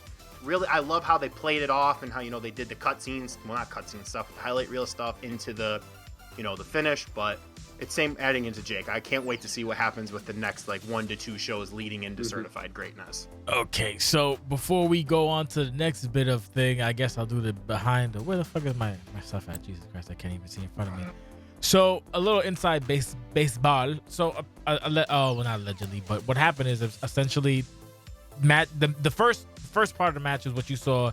Was great, and then the fucking game fucked them. So I don't know what happened, but I'm assuming the footage got all fucked up and blah blah blah blah blah. Because if you notice through the match, they had, you know, issues, like the prompts kept popping up. So the splice was 2 matches. So the second match where you saw the pewter green whatever, that was the second match. So I was like, Jesus Christ. So it worked out. Doc looked good, but god damn it, this fucking game. So no complaints. You gotta do what you gotta do. When it's someone like Nate and Doc, I can trust them. There's no fuckery involved, so I'm happy about that. The next bit, we have the Evelyn Parker has something to say segment. My only concern with this segment is I didn't hate it, but it did not need to be fucking 4 minutes and 21 seconds. If you get hit with a Jesus Christ finisher, the segment is over. We don't need to like go. It's just, I felt like this segment was just additional footage for the sake of having footage. It could have been spliced better to be more consistent and shorter and still have the same involvement. Hari being a clown out on the outside was great, but then there was points where like basically Ashley died and then Hari's still on the outside. Why not go inside? This is where you get Jim Cornette-ish or whatever. Not gonna dwell too long on it. I didn't like the It's not that I didn't like the segment. I wish the segment was just 2 minutes. It would have hit the mark. It would have been good. And I don't know. You don't have to go crazy. Just be impactful and move on. That's it. You don't have to go crazy. Just, you know, once you hit the big stuff, you're done. That's it. You don't have to keep going and going and going. It's just, it felt like it dragged for no reason other than to just, oh, we're doing stuff. And I don't know. That's what kind of annoyed me about it. Jake, thoughts? You said it. It didn't need to be longer than it was. I don't think there's no situation where you can have a segment that's long like this, but context needs to dictate what you do. And this is not a feud that has been like 3 years in the making or anything like that. So it didn't really demand this length. I'm looking forward to seeing what happens between this. No, definitely. It didn't need to be this long. You know what? Even like, to put the butter side on it, to put the sunny side on it. Devil's advocate. Even this being 4 minutes and 20 seconds, right? Back when you guys, before you guys, any of you guys, other than like some of the people in here, maybe Mike and Nate could attest, and maybe Bax also. Like this is baby time compared to what we used to have. We used to have like 10-minute plus of just beatings. Just in 2012, we had a 12-minute not even where they did like 17 finishers. 2009 and just F5, throw through the barrel, just gone. And I didn't get over, Jay. I didn't give a fuck. No, trauma. That's what happens with trauma. You hold on to it. Do you have anything to say about it, Russ, or we can move on? No, you said everything. Cool. Next time, make it shorter. I don't give a fuck about Evelyn Parker. Moving on. Sound effects, please. Moving on. We have oh wow, I didn't add that video, so it just showed up at 16:17. Anyway, so we have TV Dupree being interrupted by the horse fuck. Thank God. I'm happy Mateo's back, and of course it would make sense it interrupting TB Dupree. So yeah, Mateo's back with his fucking super red whatever in his promo. Jake, you want to take it away? Well, we kind of have to wait to see what the Last Blacksmith's intentions are. He called out a lot of people. Yeah. Not specifically like that he wants to fight them, yeah, but just calling them out by name, which is very much the Last Blacksmith in terms of in character. But I'm glad he's back right before 2K22. We really have to see what is to come. Yeah. Rusty? I mean, I popped for the Cass, thing. Because that was fucking funny. And I didn't expect that. But otherwise, it was great that Mateo just, interrupted TB Dupree. TB! So, yeah, it makes sense. And I'm happy about the new look, the H2O Alex Asher. He looks like Alex Asher, honestly. He looks like a handsome Alex Asher. He looks like a mix of Asher and H2O. Yeah, not sure about that. I don't mind it because that's some new innovation on the part of Mateo. So we're going to wait and see what he has in plan, because it was just a promo that basically said I'm back and that's it. So yeah, no, great. It covered what it needed to. It was fine. It was a little long, but it did what it needed to do, and we haven't seen him, so it's okay. Like if we haven't seen you, you can come back and you can have your 5 minutes. It's all good.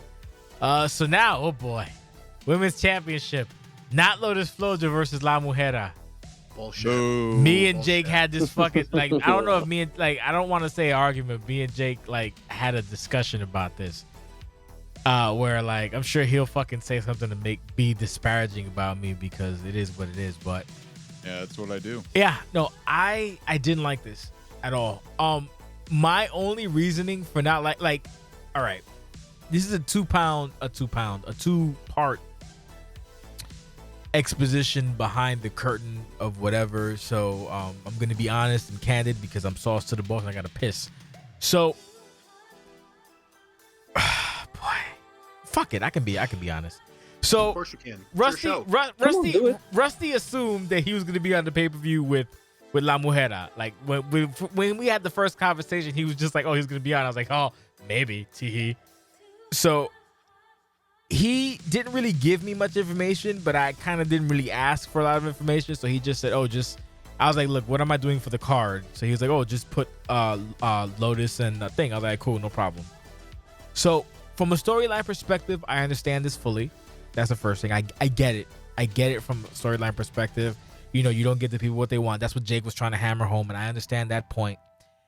And then my thing was, the way this went down, I don't think this should have been on the pay-per-view in that aspect. Like that match, if it wasn't going to happen, I wouldn't have put it on the pay-per-view and whatnot, because the other thing is that, okay, so if we don't get Lotus, we don't get the whole the last chance thing, which is fine. So we get the substitute. So if I'm going Jim Cornette style, my thought was, well, then why not have Marissa? But I also understand that it's like, hey, we have this set up, so there's a lot of moving parts. So I know you can't just get XYZ. You have to get someone consistent. So of course you'd get Alexa Hayes. I understand that, no question. So that's why we got what we got. And of course, if you look on the forums and in the show, yes, it kind of makes sense. But from my perspective, again, it's like, as you got two heels, and then TB Dupree's like, oh well, I'll fucking have a heel. Why wouldn't you have the person to beat Lotus Flojo? This is where me and Jake went back and forth and whatnot. Again, didn't hate the match. Didn't really want it on the pay-per-view. It's not bad, but that's just how I feel about it. Like, it's kind of like I understand completely the whole don't give the people what they want, then you build it up to the next go round. Makes sense, no problem. But it's just like, that's how I felt about it. And as Mike just said, it felt kind of rushed. So I'll give it to Jake because he was the one that was just like, whoa, blah, blah, blah, blah, blah, blah, blah. I was like, all right, cool. So go ahead, Jake. Put me in my place. Well, you think I disagree with you just to disagree with you? No, I know. No, it's not. I know. You fucking backhand yourself all the time because you'll agree with something that one promotion does and then disagree. Oh, God damn it. Something they do. You always do it. Just because WWE does it. I asked you this. What match was going to go in this place if you did not put the women's title match on this? And you did not have an answer for me. Instead, you said, I would have made it 8 matches. Yeah. And I'm like, why? You said this should have been on TV. Okay, what happened when I asked to defend the World Championship on TV and you said we're not going to do that? So I had to turn that into a segment. And then it was H2O and Quartz, and then everybody knew what was going to happen there. So the unpredictability factor, which I already talked about on this post-show pod, is such a massive part of pro wrestling. And we had the whole fact that Flojo submitted the hype package beforehand was such a great factor to it. I didn't expect that to happen, but it did happen. And then for it to get to that point and Flojo to not be there is such a slap in the face to the fans. It is such a fuck you. And it wasn't oppressive. It's not like in its place it was a 21-minute nonsense match that didn't do anything. It was a match. And you said, well, if we're going to do a surprise, it should be a surprise we're excited about. And I'm like, the surprise is not the draw. Nobody cares about the surprise. The whole idea is that Flojo is not there. What last year, the idea was that there is a surprise. It was Ashley Moore versus question mark. Then the surprise has to be big. This year, it was Flojo versus La Mujera. We didn't know that there was a surprise. So the surprise doesn't matter. But you don't, what I pitched to you is that you don't care about Flojo. So that you were like, well, I want somebody better in her place. So I want a Marissa, or I want a Empress, or I want somebody that would pop me. You were more concerned about Alexa being a non-pop than you were about being upset that Flojo wasn't the one in there. I was upset that Flojo wasn't in there because that's the match I wanted to see. And that was the story that was being told. And your idea, you said, I wouldn't have used that for a pay-per-view slot. I think it's even more impactful that it was a pay-per-view slot because La Mujera is the #1 bitch, as I said on commentary, and she even furthered that now because not only did she take away the match we wanted to see, but she gave us Alexa Hayes, who nobody wanted to see. So then that whole match was just... No. But it was all negative towards La Mujera. You fucking buried me. You fucking buried me there. It wasn't even about fuck Flojo because in the back of my head it's like, well, the thing is, if Flojo has the match, that's what happened. Then she doesn't get it. But she didn't have the match, so she still has down the line. So you know that. Well, I know that in my fucking head. My thing was, it's like if you're gonna have somebody fucking show up, then you have, TB Dupree saying, "Oh, you fucked up my show, so let's have something whatever," and then you get the fucked up. That doesn't. And that part we agree. Yeah, but no, Timmy picking Alexa Hayes. There are problems with his character. I literally said. But it's such a small thing, and I agreed with you in private chat. But I'm saying the overall story. You just said. I agreed with you there. No, I agreed with you in private, and I agree with you now that specific part of it where Tibby Dupree picking Alexa Hayes over some other people is questionable, but the overall story being told is much more important than this one small aspect of it. Not a pay-per-view, goddammit. You have to get the pop. Yes. No, it absolutely does. Go ahead, Brian. It is. The pay-per-view is a big spot. But it's way back. I'm actually with Jake on this because no, because I kind of met with you as well, because I did see your argument about taking it off the pay-per-view, but in reality, with the hype package, with the Flojo getting attacked from behind, and then with Mujera going out there saying, "Oh, I don't give a fuck, like, ring the bell, I'm going to do a 10 count, and I'm going home," while as, yes, I mean, me personally, Tibby Dupree, I don't really give a fuck who he brought out, because in reality, the general manager wants the match to happen. It was advertised, you're going to have it.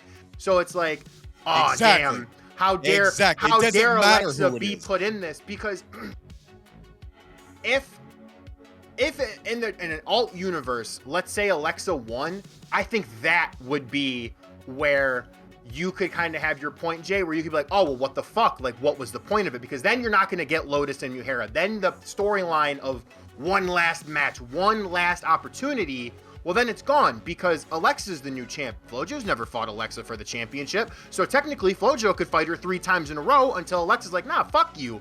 So while, yes, the match, it wasn't the pop. I'm doing air quotes right here. I love it because I did air quotes too when Jake was like, because it wasn't the pop that you wanted. I still think, regardless, it's such a small blop that whether it's on Certified Greatness, Ambition, Devil's Night, or one of the Riots or Turmoils before 19, we're going to have to see that match. And Flojo, God hoping, would have even more fire up her ass because, yo, Alexa almost stole my last chance. I need to get my fucking match in. Like, I need to try and do this. So, no, it was perfect. You didn't need to. Jamie is speaking for both of us, Brian, in the God, chat right now. It's not. My God. The point is not. It has nothing to do with the surprise. The surprise is not meant to pop you. The entire point of this segment, the entire point of the whole show's arc, from the hype package to all the build before it, to her getting beat down, to La Mujer cutting the promo, was that it's not Flojo. It doesn't matter who it is after that. The point is that it's not Flojo. Because you're not getting what you paid for. And if you bring out Empress, then you're burying Flojo. Because we want Flojo. Number one, all right. Rusty's like, yes, Rusty, go ahead. Because I know you were like, yes, Jake, you are correct. Go ahead, Jake. Go ahead, Rusty. No. I have a couple of things. Go ahead. I put an emphasis on 2 points for his feud. First, when it was announced, like the first ride back, when Flojo confronted Mujer, I was like, nobody is high on Flojo, because the backstory was that nobody was on Flojo, even on Discord and everything. And I put a point to make Flojo bigger than she is actually. So the meaning of that whole story was to get heat on La Mujer, and also, and it served, and it no. Let me finish. Let me finish. Don't sass me, you French fuck. Let me finish, because you don't know. Read your fucking shows, because the second point of emphasis I wanted to say is that when I was talking to Gooch in private and Cass and everything, I said to them, I want this story to be Harpy, exclusively Harpy driven. So I'm gonna know and notice who reads the show and who doesn't, because Kent reads the show and he knew it was Alexa who was coming out. Because it makes sense. If you read the show, and I'm sure Mike wasn't surprised at all because he loves his storyline, for example, it makes fucking sense that Alexa was gonna come out to face La Mujer. You can watch back the shows and pick up the RPs, and then you're gonna see and say, oh, okay, now it makes sense. So, first point. Second point, it serves purpose. Like on stream, everybody was pissed, and that was the reaction I wanted to have. Because now everybody wants to see Flojo. Everybody wants to see Flojo. And that was the purpose. I wanted Flojo to be big, the big baby face of the story. Mujer is the biggest bitch. And you she's know what, even Rusty? more the biggest bitch now. No disrespect, I'm gonna cut you off. I'll defer, because I got 3 motherfuckers and then Twitch chat telling me I'm wrong. No one cares. I'm not gonna argue. No one cares about them. I'm not gonna argue. I'm not gonna argue. I have my opinion. Jay, it's okay. No, you don't have to defend me. You don't have to defend me. It's okay. You don't deserve it. You don't have to defend me. You don't have to defend me. Listen, wow. No, it's only on 1 point. You don't have to defend me. You don't. And I'm not defending it. Oh, the overall point. To defend, I'm not even gonna say to defend. To clarify.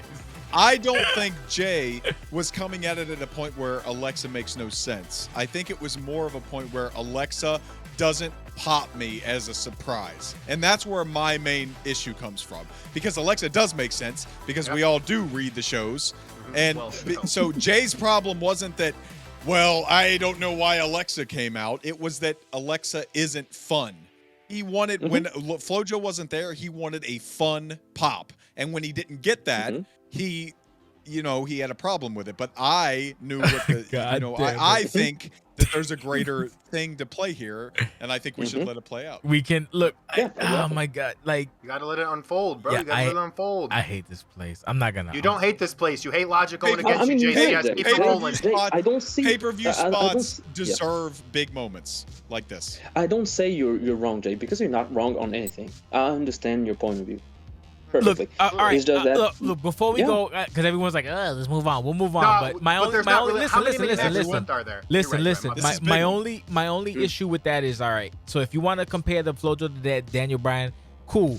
But you also like, then you need like a Batista to come in. So in my case, the Marissa would have been the Batista. That would have been like, oh But shit. who was making that comparison? No, there was That was Gooch. Gooch made it to himself. No, Twitch chat. No, Twitch not chat. disrespectfully. Twitch chat was saying it. I'm not trying to be because disrespectful. If Gooch is doing it, then Jesus. Twitch chat was saying it, but yeah, basically I wanted a bigger pop, and then even if that person lost, it's fine. But like in my head, Marissa's the one that beat Gooch, that beat FloJo. So if Marissa would have came out, it would have been a pop for me. You know, even if Marissa lost, it is what it is. But if Marissa won, then it would again.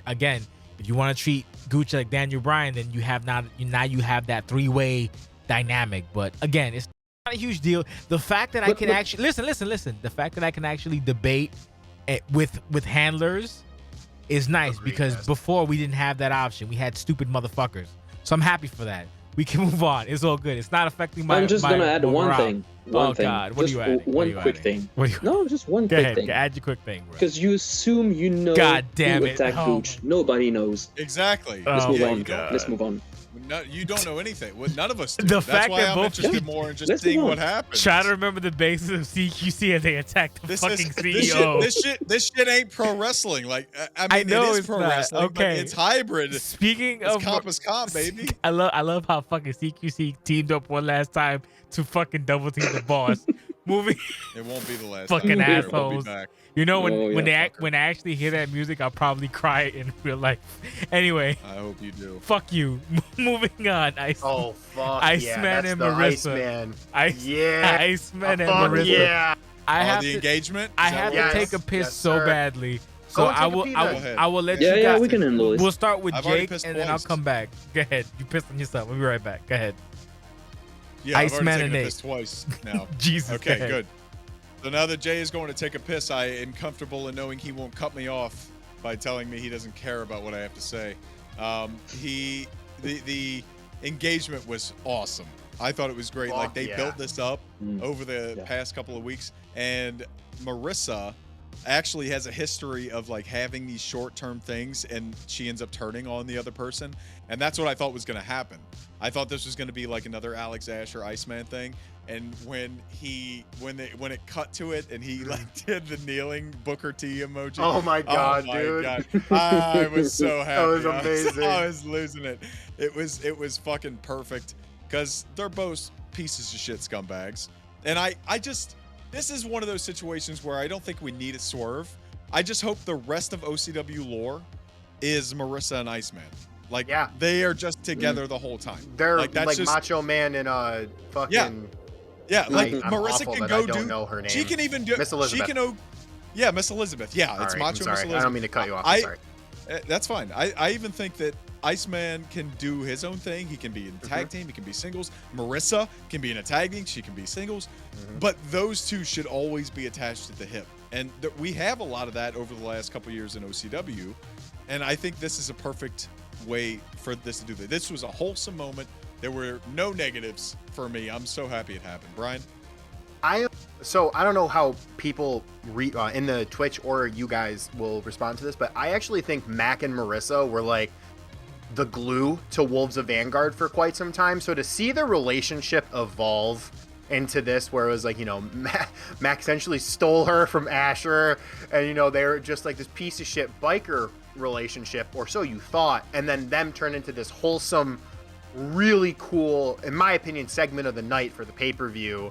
You know, them turn into this. It's kind of felt like they also could have turned face if they wanted to at that moment, but it was really solid, really fun, really proud of Mac and Marissa for that. Yeah, I mean that was great. I was ecstatic the whole video. because first everybody was talking about live sex celebration, and I was like, yeah, no, dude, don't I do was this. crying. And I was like, no, I was afraid. I was really afraid. I was like, no, don't do this. I'm gonna pop, but I'm afraid. And when he said the words, I was like, oh, that's fucking brilliant. Because right now, I think Nate Mack is not the vice president anymore of Wolves of Vanguard. For me, he's the leader because he has 100%. dictated the pace with Marissa for quite some month now. Absolutely. And Trey is not an afterthought, but you know, he's been there. He's been not as inconsistent with he has his presence, but he's not like the leader. And Mac has been absolutely marvelous, and Marissa as well. It's like the power couple of assholes. So and they're scary. So, and it was nice touches, you know, with the video as always with Mac and Marissa with the ring, with the close up, with the kisses and everything. And I was delighted by that segment, even though delightful. That's two eels. I was so pleased to see it, and I was so happy, and I was laughing and everything. So perfect for me. It was a perfect segment, really. I also think people watching should understand that this stuff is not super common, and they should not get comfortable with the idea of doing engagements or like that stuff, because Marissa and Mac are just so perfect together that it works. Like, I think that's the one thing that was really super cool about Marissa when she first joined is like look to her, and everyone was like really hesitant toward her, and she really, you know, fit in extremely well and has her groove in OCW. So, man, Riot's just great. There's nothing it's only good you can say about Riot. Really good hand. If we're doing Rye hype, like absolutely. I love Rye. If we're doing the Rye hype on the worker level, like Rye hype. Yeah. Working with Marissa, working with Marissa is like top notch. Because when she was first here, I think Marissa was like her first big feud. And that was a blast. I had no trouble with it at all. She made the big final hype package. I made a couple of videos. She made a couple of videos. It was perfect the whole way through. And like, it's very committed to the character, no matter what role she's playing at any given time. I don't understand any kind of contempt towards that kind of character, because the handler is. Rye, the handler is amazing. Put on like pants. If you have a chance to work with Rye, you should absolutely do it. Love Rye. OCW, there's a reason that Rye was nominated for so many awards tonight. That's all I'll say.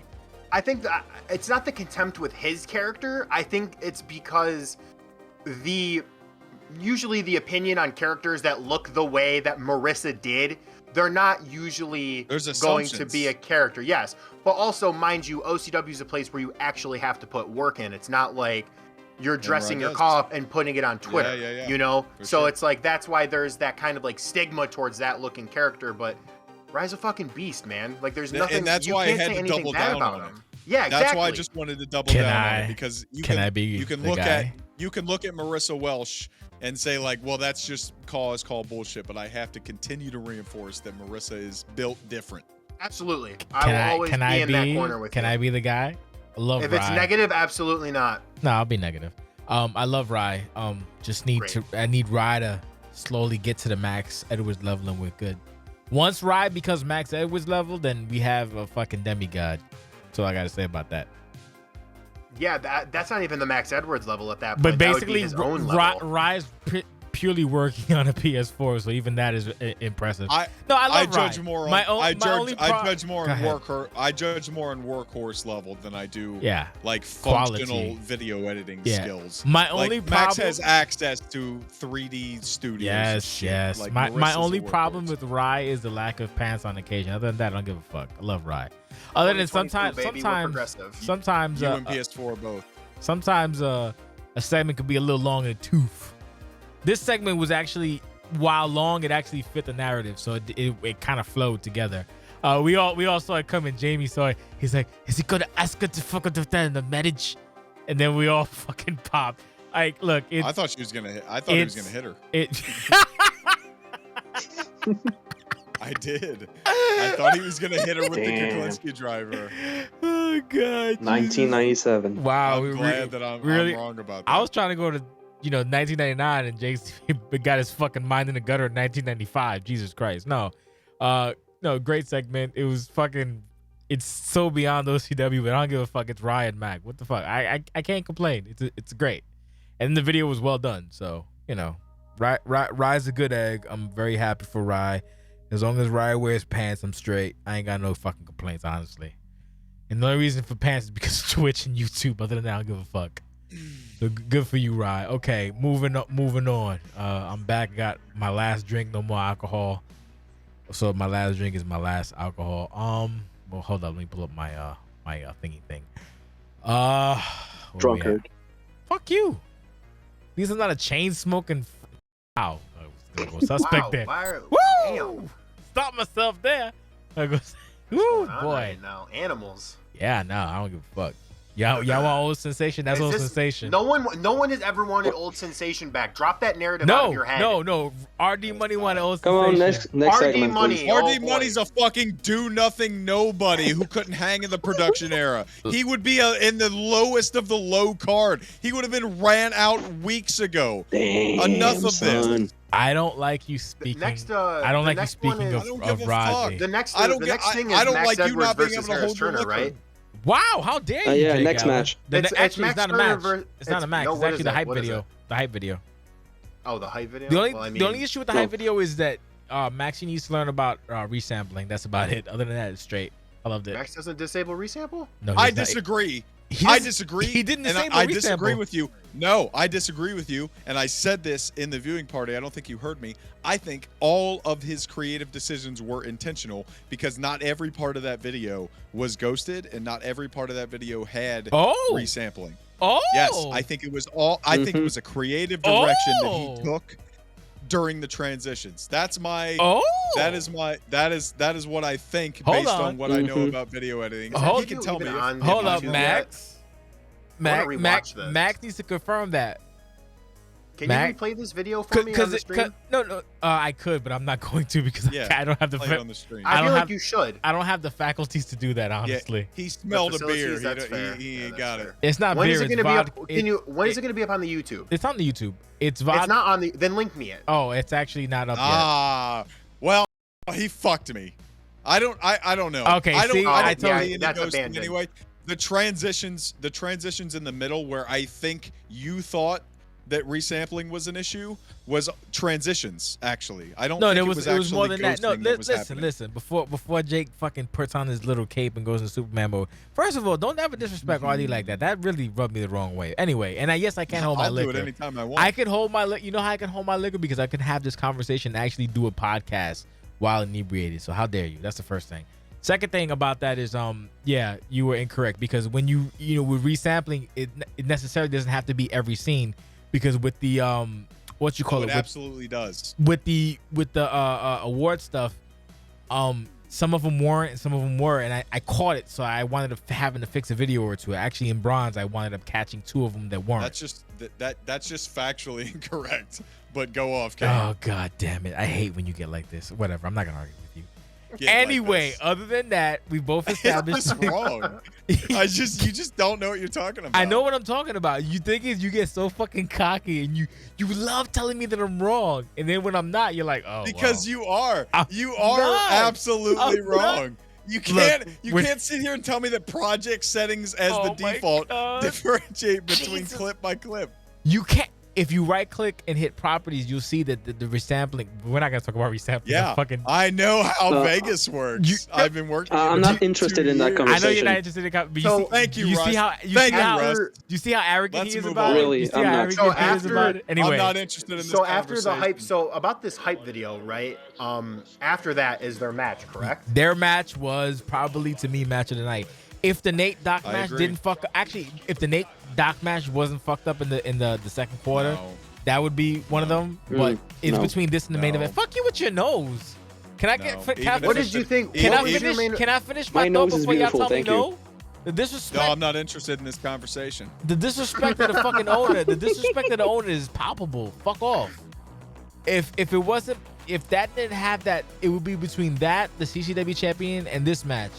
But I'm gonna say that I think this match might be the match of the night. I enjoyed it wholeheartedly, I didn't expect it to happen. I thought Max was gonna get run the fuck over, but he didn't, and it was a fucking great competition. So go ahead, fucking queen bitch Jake. Go ahead, start first. Actually, yes. Fuck you. Yes. Brian, go ahead. Go, Brian. You go first, Brian. Yeah, go ahead, Brian. Max actually had hands. You know what? You were right. You were right. I know I'm not one to talk, especially off of my performance, but you know, Max actually had hands tonight. He brought it up and he showed. You know what he reminded me of is my first defense against Nick when. It literally he showed up and he came back and he was a champ, man. So he proved himself to be worthy of it, because I feel like sometimes you can't always come back and show himself on the sticks, but this time he did. Good for him. Real solid match. And yeah, you're probably right. Probably match of the night. Rusty. I mean, yeah, for me it's match of the night. Close. It's a close-up with the close one with the CCW Championship. But the thing is, I do not agree with Brian and you. You thought Max was going to get run over. Like, Max has big wins over me, Colin, and now no, for real, no, just big wins for his character and everything, and he's good on the stick. So the thing is, I was like, I didn't bet on this match because I didn't know at all how it would turn out. I only knew that it was going to be a banger, and it delivered even more than I expected. Because it was clean, it was everything you need to see between these two with the feud they had, and I was so happy to see this match. I think I'm gonna see it again after the podcast, really. So this is really good. Kudos to both of them, because the beautiful story, everything was great. Should be, It's a close one with the CCW Championship, but you know, yeah, for now, but everything was fucking great, Jake. So now we'll take it to the queen bitch. Jake, go ahead. That's wild. Yes, this is a match of the year candidate. Motherfucker. This, given higher stakes, would have been a main event on a pay-per-view. The CCW title match was awesome. Doc and Nate was good, but I am not putting it in the same ballpark as this. This is OCW at its highest peak. You want to talk about storytelling before in segments, in the written word, in text, in videos, in RPs, in on the TV shows, and then the final match. This is perfection. This is what I wish I was able to pull off with any of my You fucking do! Oh my god.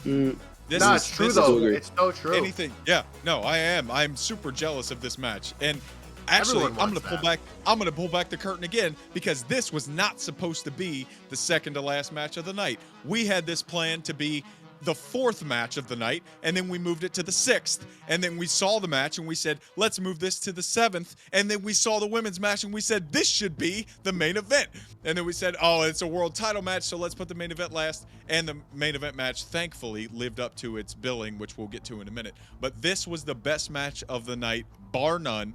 Max Edwards is awesome on the stick. Rust, I think you're a little biased because you fought him and you realize how good he is. I think he's in a Solomon Kane kind of realm where people don't really realize how talented he is.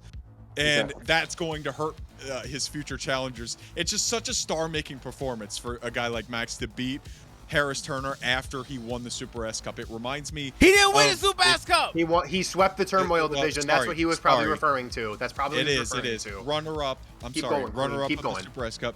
If you want to think of a recent real-life comparison, I think of Braun Breaker losing to Tommaso Ciampa. Yeah. Losing to Tommaso Ciampa, because you think Braun is like gonna kill him because he's this big new guy, and then he gets killed by Tommaso Ciampa. That is what I thought of, and it's just such a great moment for Max Edwards, and I hope Max Edwards holds that international championship for 858,000 days. Oh yeah, please. Wow, holy, that's a lot of days. That's a lot of days. Did we miss anybody? That's a lot of great storylines. Did you have a thing, Brian, or did I misskip you?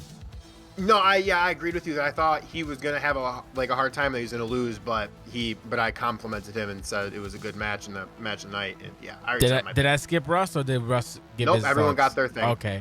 My only thought, did I give my thoughts on it? I think I did. Yes. Yep. You sure did. Fuck you, Jake. God damn it, you're making me mad. That's trying my wild. best. You say get he's out of off pocket. the weed. I swear to God, man, this man be working my last fucking nerve. attacking me and shit. Whatever. I'm sorry. Back to the action. We have the main event.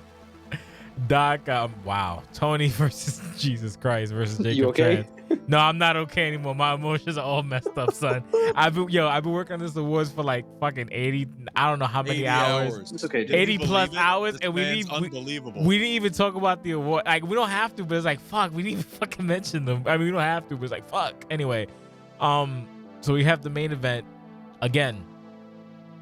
Minor trepidation, but again, the main event delivered.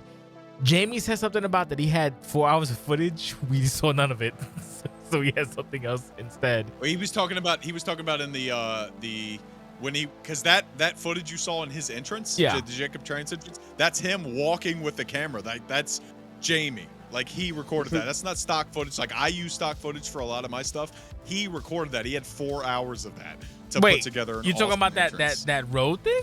His entrance, yeah. He walked in the road. Yes. Really? That's Jamie walking. Yes. That's what he was talking about. I thought he was talking about in-game footage. Oh, shit. No. He's talking shit. about the entrance. He walked in the street to get a dope-ass fucking entrance. Oh, well, fuck. Well, then there we go. Sorry about that, Jamie. Yes. I did not know that. Yes. That's fucking crazy. I just thought he fucking picked that shit from fucking like YouTube. Nope. All right, cool. Nope. Ain't got- I knew as soon as we started watching it, Jay, that he recorded all of that Why himself. Why the fuck does Scotland look like that? That didn't feel like Scotland. That felt like fucking. What did you expect to see? Like, I just don't like fucking goats know. and shepherd's pies all over the place? That shit looked like Wisconsin. That shit was just dangerous. Listen, Jamie, in the future, Jamie Furyk, you don't have to record dangerous He footage expected so much haggis. in the middle. Listen, you don't have to fucking film in the middle of the night, son. I don't need you. I almost said something I couldn't say on fucking Twitch. I almost got in trouble. I'm getting too sauce now. I'm Say getting whatever hood. you want, bro. No, I can't. We talked about suicide boy. for 45 minutes on my web show the other day. Listen, bro. I get crazy sometimes. Just don't get hit by no car. Like, I thought that was just YouTube footage. In fact, did you walk around with a camera so you get hit with some That's haggis? what you're worried about? I don't want him to die. You're so funny. See, Jamie be thinking I hate him, but I don't. I have subconscious bias to Jamie, but that's just built up over years or whatever. But I like Jamie. He's a good egg. Debit. But shit, careful, don't get hit by no car. Yeah, no. Match was great. Honestly, I thought that Jamie would fucking roll over fucking Tony, but Tony was not having that shit. So again, didn't expect it, but so fucking happy with this community. I think I'm spoiled now, honestly. I'm so spoiled with this community at the moment, if I'm honest, because I'm not used to this. Like, you said something during the RD debacle a couple of weeks ago. I don't know what the fuck it's something along the lines of like, oh, that the reason whatever was because these people didn't something like, I don't know what it was, but it was very poignant, and I wish I could find it. It stands true because honestly, I'm not used to this. I'm not used to this in any sense of the capacity. I'm not used to just being surprised. I'm not used to being like having this level of intensity, being just, margins of fair. It's nice. It's the last maybe 4 years. The gist is that they always talk about you being like coming back to being like old sensation. And RD kept bringing that up. And I'm like, the reason he doesn't need to do that anymore is because you motherfuckers back in 06, 08, 11, 15, like those bad years for OCW, they didn't appreciate what you are and what you bring to OCW. So they never reciprocated that level of effort. They never reciprocated that level of commitment to OCW. So you had no choice but to act out, and you had no choice but to try and bring that out of them by screaming at them. That is not a problem here. Yeah. That is not a problem here because you bust your ass all like crazy amounts. Like the stuff we do in terms of like putting the shows together is, and I only know this because I'm in staff chat, but like the stuff that you do is unbelievable in terms of man hours to what we do. And to think that dudes in 08 want to come back in the chat and they want to tell me like, oh, I'm a legend from back in the day. You're not a legend from back in the day. Jay wrote all of your promos and you fucking booted up your Xbox 360 and pressed the X button a couple times. You're a fucking loser. You didn't do anything compared to what these people do in this roster right now. What these people did even in 2017 before I got here, 2018, like it irritates me to no end when people come back and try and act like they're anything, because you are what this Fed is. You are what this Fed is, and you are the reason that the rest of us act the way that we act. I am the women's revolution. Before we move on, I'll just Well put. It's like, I don't know how to explain it, but that's accurate. That's very accurate. Like, not to discourage our RD, but you know, he buried himself, but he did do mad shit, you know, at a time, and when it came down to the mechanics, he handled what he had to handle. I don't know, like I said, it's just weird not to be basic. Like even Jamie, like Jamie's been here. That's why he won Lifetime Achievement. Jamie's been here through 07 to now, which is fucking 16 years plus, more or less. And you know, this is the best Jamie we've also seen. You know, back then he wasn't doing all this shit. You know, Katie wasn't doing all this shit. It's stuff like that. Nate wasn't doing all this shit. It just happens over time. Like, we had a point where, you know, prior to a little side quest or sidetrack, prior to the fuck shit, we had like just one person doing like production stuff, and then everybody else just figured, oh well, that person does it, so I don't have to do it, or I'm not good enough to do it. Now it's like this weird arms race. When Emp was around, Emp was like this fucking Emp, you know, Emp set a bar, and then Max set a bar, and then Jake set a bar, and then Colin set a bar. Everyone's like, well, fuck, I'm gonna fucking try. Everyone's trying. Some people, you know, Marissa, everybody's trying, whether it's good, whether it's crude. Solomon's trying. Everybody's doing something. So it's nice to see, as opposed to when we had, like, Adam and Jamie can tell you, when the summer came, we would have like this, like nothing would be done. It would just be one person. Would give a fuck. Yeah, it would just be doing one person doing videos or whatever. And you know, it is what, and no one else, you know, bothered to do anything. Now it doesn't matter whether summer, spring, fall, winter.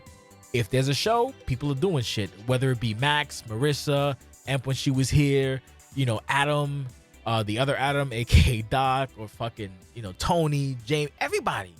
So it's just nice to see, and it's again something I'm trying to get used to in this new thing that we're going to. And before we talk about the match, again, just another side quest. I'm kind of excited to see what happens with 2022, to see whether the game lives up to the hype, whether that adds up to anything, because I'm assuming we might get new people, maybe, I don't know, but it'll be interesting to see if we get new people, and then they come in with like that whole like flooded. Hey, my whole life is going to be overtaken by nonsense. You say that, you Good say luck, that, buddy. but you know, you never know. Honestly, there's so many places that people can do stuff that whatever, maybe. But the thing is, it's interesting to see how it's gonna react with people when they come into this and see it's not what's required, but what can you do. Anyway, I'm just very proud of this community, and despite busting my ass for like almost 2.5 weeks, I'm happy the way this turned out. I'm glad people didn't fucking complain, because if they did, I probably would have lost my shit, but it worked out. Long story short, you know, you guys are fucking awesome. I'm glad everybody is content. I'm glad everybody's good at what we do. Hopefully 22 doesn't suck ass. If it does, Jesus Christ. Anyway, main event time. I dug it. We'll take it to El Brian, then we can wrap it up. El Brian, go ahead. You just got two of the best in the Fed going at it, right? You know, this was a huge moment for Tony. I was a toss-up for me. I kind of was just like, well, it's gonna, because how I was looking at it is, you know, Jamie's Jamie, kind of just a monster. So if he wakes up and is like, hey, I'm gonna win, and he has Brazil with Jacob Trance, and Jacob Trance is just a legend in his own right. So Tony, this was kind of that moment. It was also really nice to see him get that extra shine, that extra attention in the main event. This kind of like, I feel like in a way, really solidified his title reign. Like, this showed, like, you know, Antonio Everett is the CCW champion. Like, there's no doubt. Like, he took on the new generation, his current generation, with El Parca at Summerside, where he had that big, you know, that test after he had just demolished Parker. And now he put down the past, and, you know, now it's just like, who is there? Who's next now? Show Deaver! 22 touch. I'm gonna go jump off a fucking bridge. Rusty? I mean, it was even more than I expected. Because, like I said, I was sure 100% that Turner versus Max Edwards. Would you stop laughing, please? I'm sorry. What the fuck? That Max You get your versus... thought across. Jesus Christ. Let me laugh. Let me have joy, you French fuck. I was 100% sure that Turner and Max Edwards would be match of the night. And then when I was watching this one, I was like, yeah, that's freaking really good. Really? Oh, that's amazing. Yeah, that's fucking amazing. Oh. I knew it was gonna be amazing, of course, but not at this point. So it's a toss-up for me between those two. But the story and everything, that the buckle spots they did, everything was clicking. I loved it. I loved it from A to Z. The video from James at the beginning, everything. It's just, and he heads to Tony in this regard, because earlier in the show, after the dark match, he had a confrontation with Nato Ortiz, and then he had the match with another legend. So Tony is basically feuding with legends, and he deserves it. He fucking deserves it, because he's a fucking beast in writing. Because he almost won RP of the year. Should have. And one of them. Yeah, it's okay. Everybody won it. It's okay. Everything he does, all the promo packages before, all the segments, everything to this feud was beautiful, and the finish was beautiful, because your master Whitney put down many opponents, even if it's not a finisher anymore. It's like a finisher, basically. Oh, and it's been, yeah. Not a victim. Yeah, it's another victim to this move, the legendary move now. Go ahead. It was just amazing. For me, it was really the second best match, if not the best match on the card. I have to give it to Turner versus Max, but this is a close second. Yeah, it was a good match. Before we take it to Jake, I would say that organically Tony has made the. Thanks for CG for the Garcia for Denmark. He's made the Denmark a thing. So now when you see it happen, it doesn't, we're used to it now. So, it's a fact. Like, you see, there was a time when that would be a thing, because I used to sing, but it was done organically. So now it works. This is always a thing that you have to take, in context when it comes to PvP. But I digress. Jake, any thoughts on this? Yeah, I agree mostly with Russ, with what Russ said. Shocking development. That I was kind of in between this match and the Max and Harris Turner match as the match of the night, but it just, I think, speaks volumes to your ability to manage all of these moving pieces and to put matches where they belong. Yeah. I know I bicker with you a lot. Oh, on this. yeah. Oh, God. Every single pay-per-view, it's a battle. Yeah. And I can, knowing who I am, for you to be able to put up with me and do it in a professional fashion, I just have to tip my cap to you. So I was going to say the opposite. The way that doing it the way that you do it now, it was so perfect. And you were able to listen to everything and move this up to where it needed to be. The CCW Championship was clearly the main event of the night. Given the stakes, I think the stakes were the only thing that put it above it. In terms of match quality, Harris Turner Max was probably better, but Russ made a great point where the buckles played a lot into the psychology of it. The Denmark knee is its own thing now, and every time Antonio hits a sig now, I think the match is going to be over. Yeah, I don't know. I have no clue what is next for Antonio Everett, because I really thought that this night was going to be the Allied Powers, Court, Russ, Doc, and Antonio. I thought we were all going to lose, and it was going to be just a nightmare. But Antonio was able to hold the ship down, and it was really fun to watch. It was a perfect main event. Yeah. Other than the rushed part of El Parker, Tony really didn't have any, other than B17 and basically the rushed El Parker. He really didn't have any proving grounds. This was when he came into this, I thought it was oh shit, James is gonna fucking whoop his ass, and then we're gonna move over new stars. It didn't happen. I was so surprised. The match played out great. It's interesting to see. So whoever rises up is gonna be, I swear to God, if it's Nate, it probably won't be, but it's it needs to be someone significant also, because he has to cement that legacy or at least be tested again. But the Jamie test or the trans test was a significant test as well, and we're pretty much winding down to the end of the season. We have Certified Greatness, End what of the season? We have We have Devil's Night and no, Certified no. Greatness. You mean end of End 19, of boss? 2K19. Yeah, The end of relax. the End of the season is season. not Don't say close. such a Listen, crazy thing. The Stop funny it, thing stop is, in my head canon, I had this season being 16.5, but I never brought it to fruition. Yeah, So I but just That would have been half that's- bad. I would have That's liked the that. level of hatred. That's the level of hatred that you have each and every pay-per-view that I have to beat out of your head. What? Because we go into matches every single time and you're like, this is gonna do X or Y, and I'm like, nah, bro, this is not 2007. Like, believe in it. It can't. Believe Like, in the the thing process. is, Jake always thinks that I have trauma. I have to deal with my trauma. Let me deal with my trauma. I'm sorry. And I am. And part of dealing the with your funny trauma thing is, on listening occasion, to the roster. when I'm right, he's like, well, you were right. I'm like, yeah, I told you. No, I fucking no, but told it's you. very few and far. It's the Russ Cole effect. Like when he goes, this is going to happen. Oh no, this is going to happen. You know what? No, honestly, this is Fuck going you to know you. what? You know what? I did That's that once. 100 times. That and is when you're 100. I did that That is once. yo. That is When you're right 100%. once, That is 100% accurate. because it is. When you're gonna guess 1,000 times, and when you're right one time, you're gonna that feel is so validated. fucking. No, but the That's funny all thing. it is. Here's the funny part. Here's the funny part about that. So as we all know, my brain don't work. So what happens is, like, I'll say something to Jake and just move on with my life, and then he'll come to me afterwards. Yeah, you were right. I'm like, what the fuck was I right about? He's like this, like, oh yeah, I told you, motherfucker. I told you I was right about that. Yeah, I don't remember, but I told you. That always happens. Like, he'll bring it up and like, yeah, this thing you were There are correct times. about. There's a few But I'm times, not- I'm he not gets afraid to mad admit about that it. I'm wrong. He gets so mad about it too. That's not true. No, you That's get mad not about it. true. You get sour about it. I've never been mad. No, Never been not mad, but you've been like, ugh. And I'm like, what? And then you No. like, oh yeah, No, whatever. Well, no, okay. There are times where you're like, well, this video is fucked up, and I'm like, no. And then you're like, yes. And then I watch it back and it's wrong. I'm mad because I fucked up, but I'm not mad because you were right. Well, Because that does happen. But that hasn't happened in a long time. long We've done a good job story of that. short, again, this fucking stupid roster is really good, and hopefully when we get hopefully we get new dorks.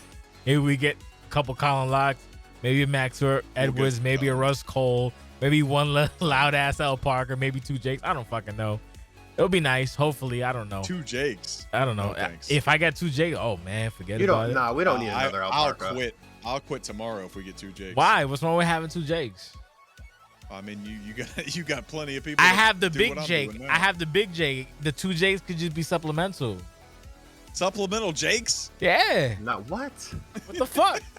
Honestly, I would love to get like three me's because I don't say shit in Yeah. chat, but I just do work and I do shit Yeah, and I, the like, whatever. reuse. Okay. Like it'd be fucking That's a good amazing. one.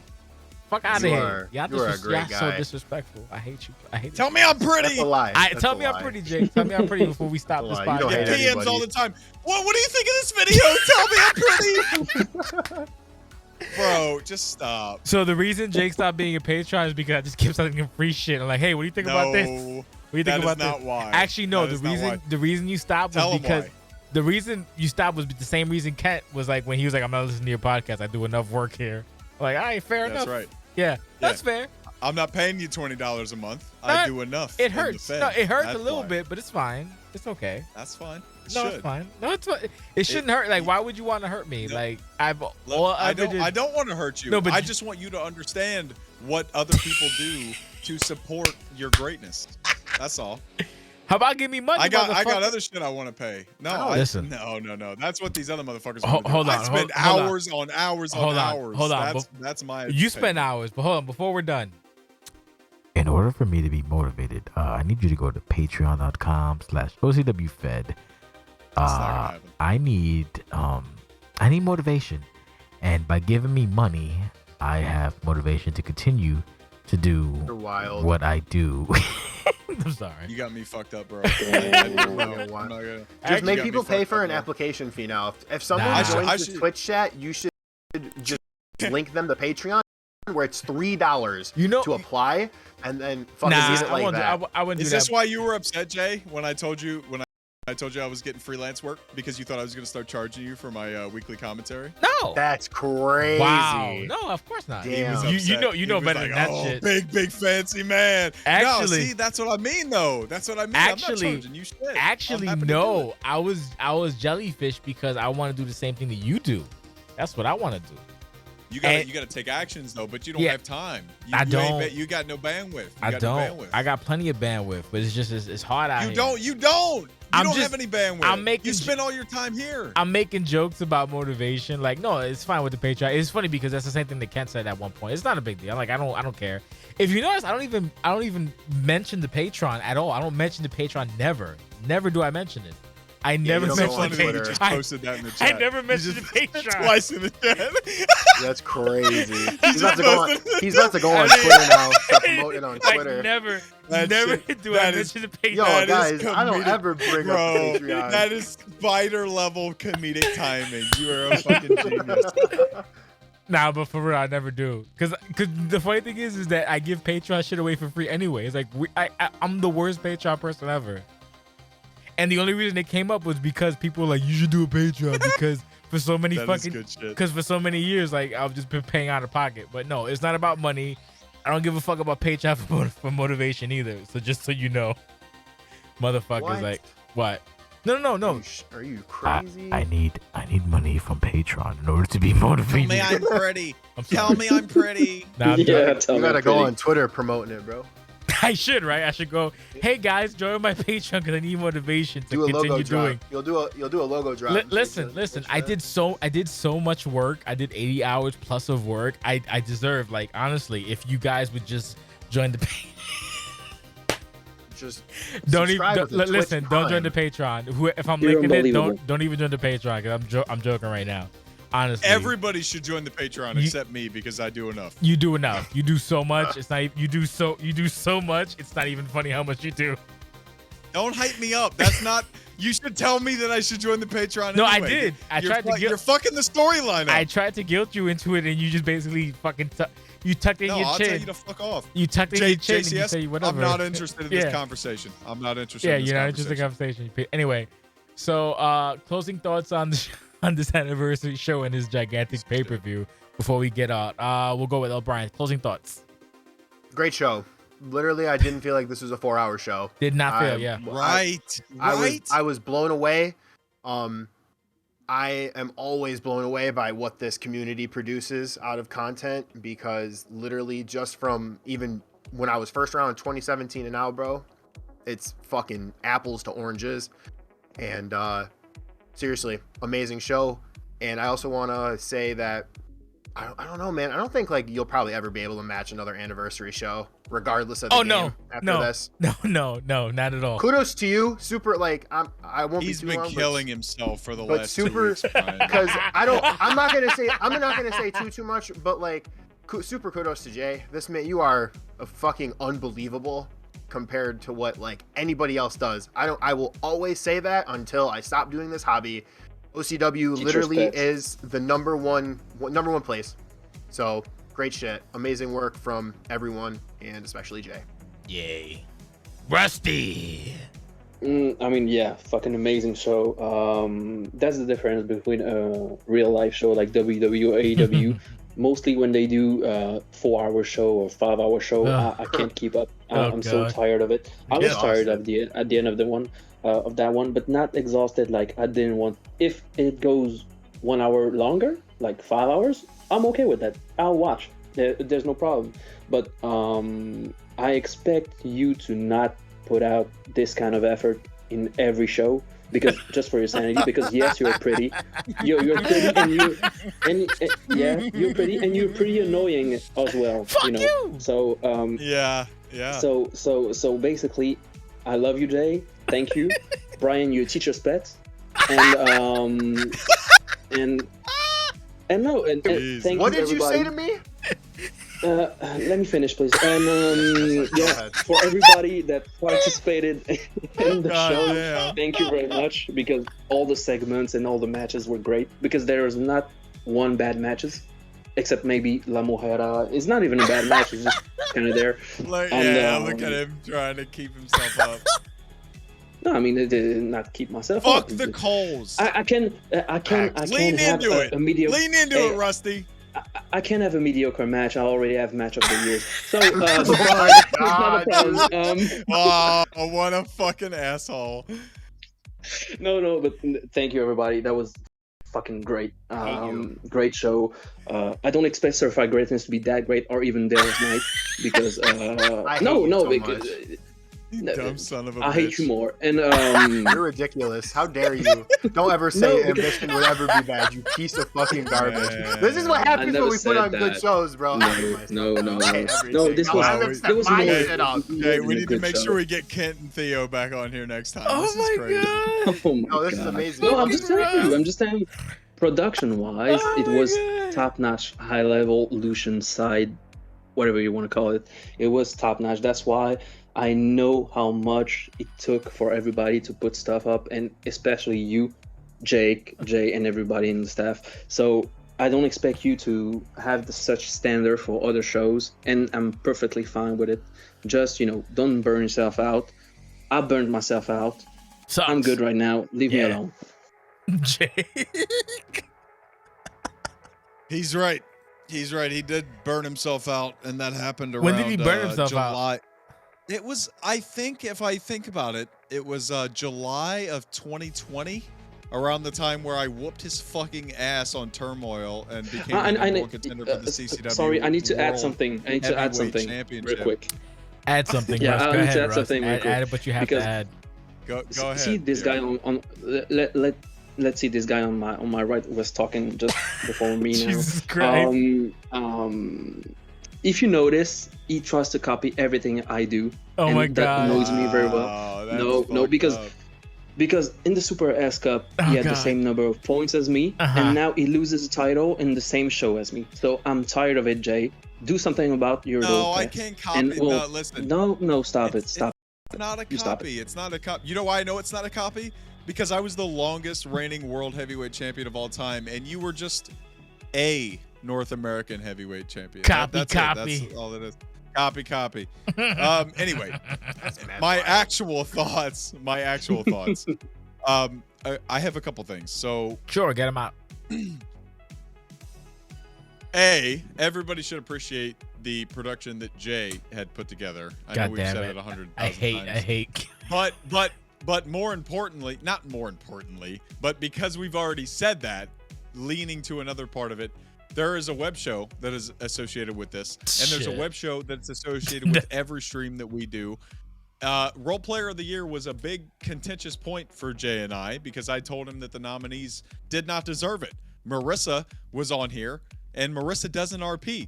She does video stuff, and that is not the same. You should read the words, because that is the foundation that these storylines are built on. So when the web show is posted for the anniversary show, because there's a lot that's going to go on it, and I'm not just saying that because it's my own. No, there's a lot. There is a lot of web show stuff. You should all read it, because it's going to be the foundation of what we go into for 2K22, and we don't know what 2K22 is going to be built on. So we need the strongest foundation as possible.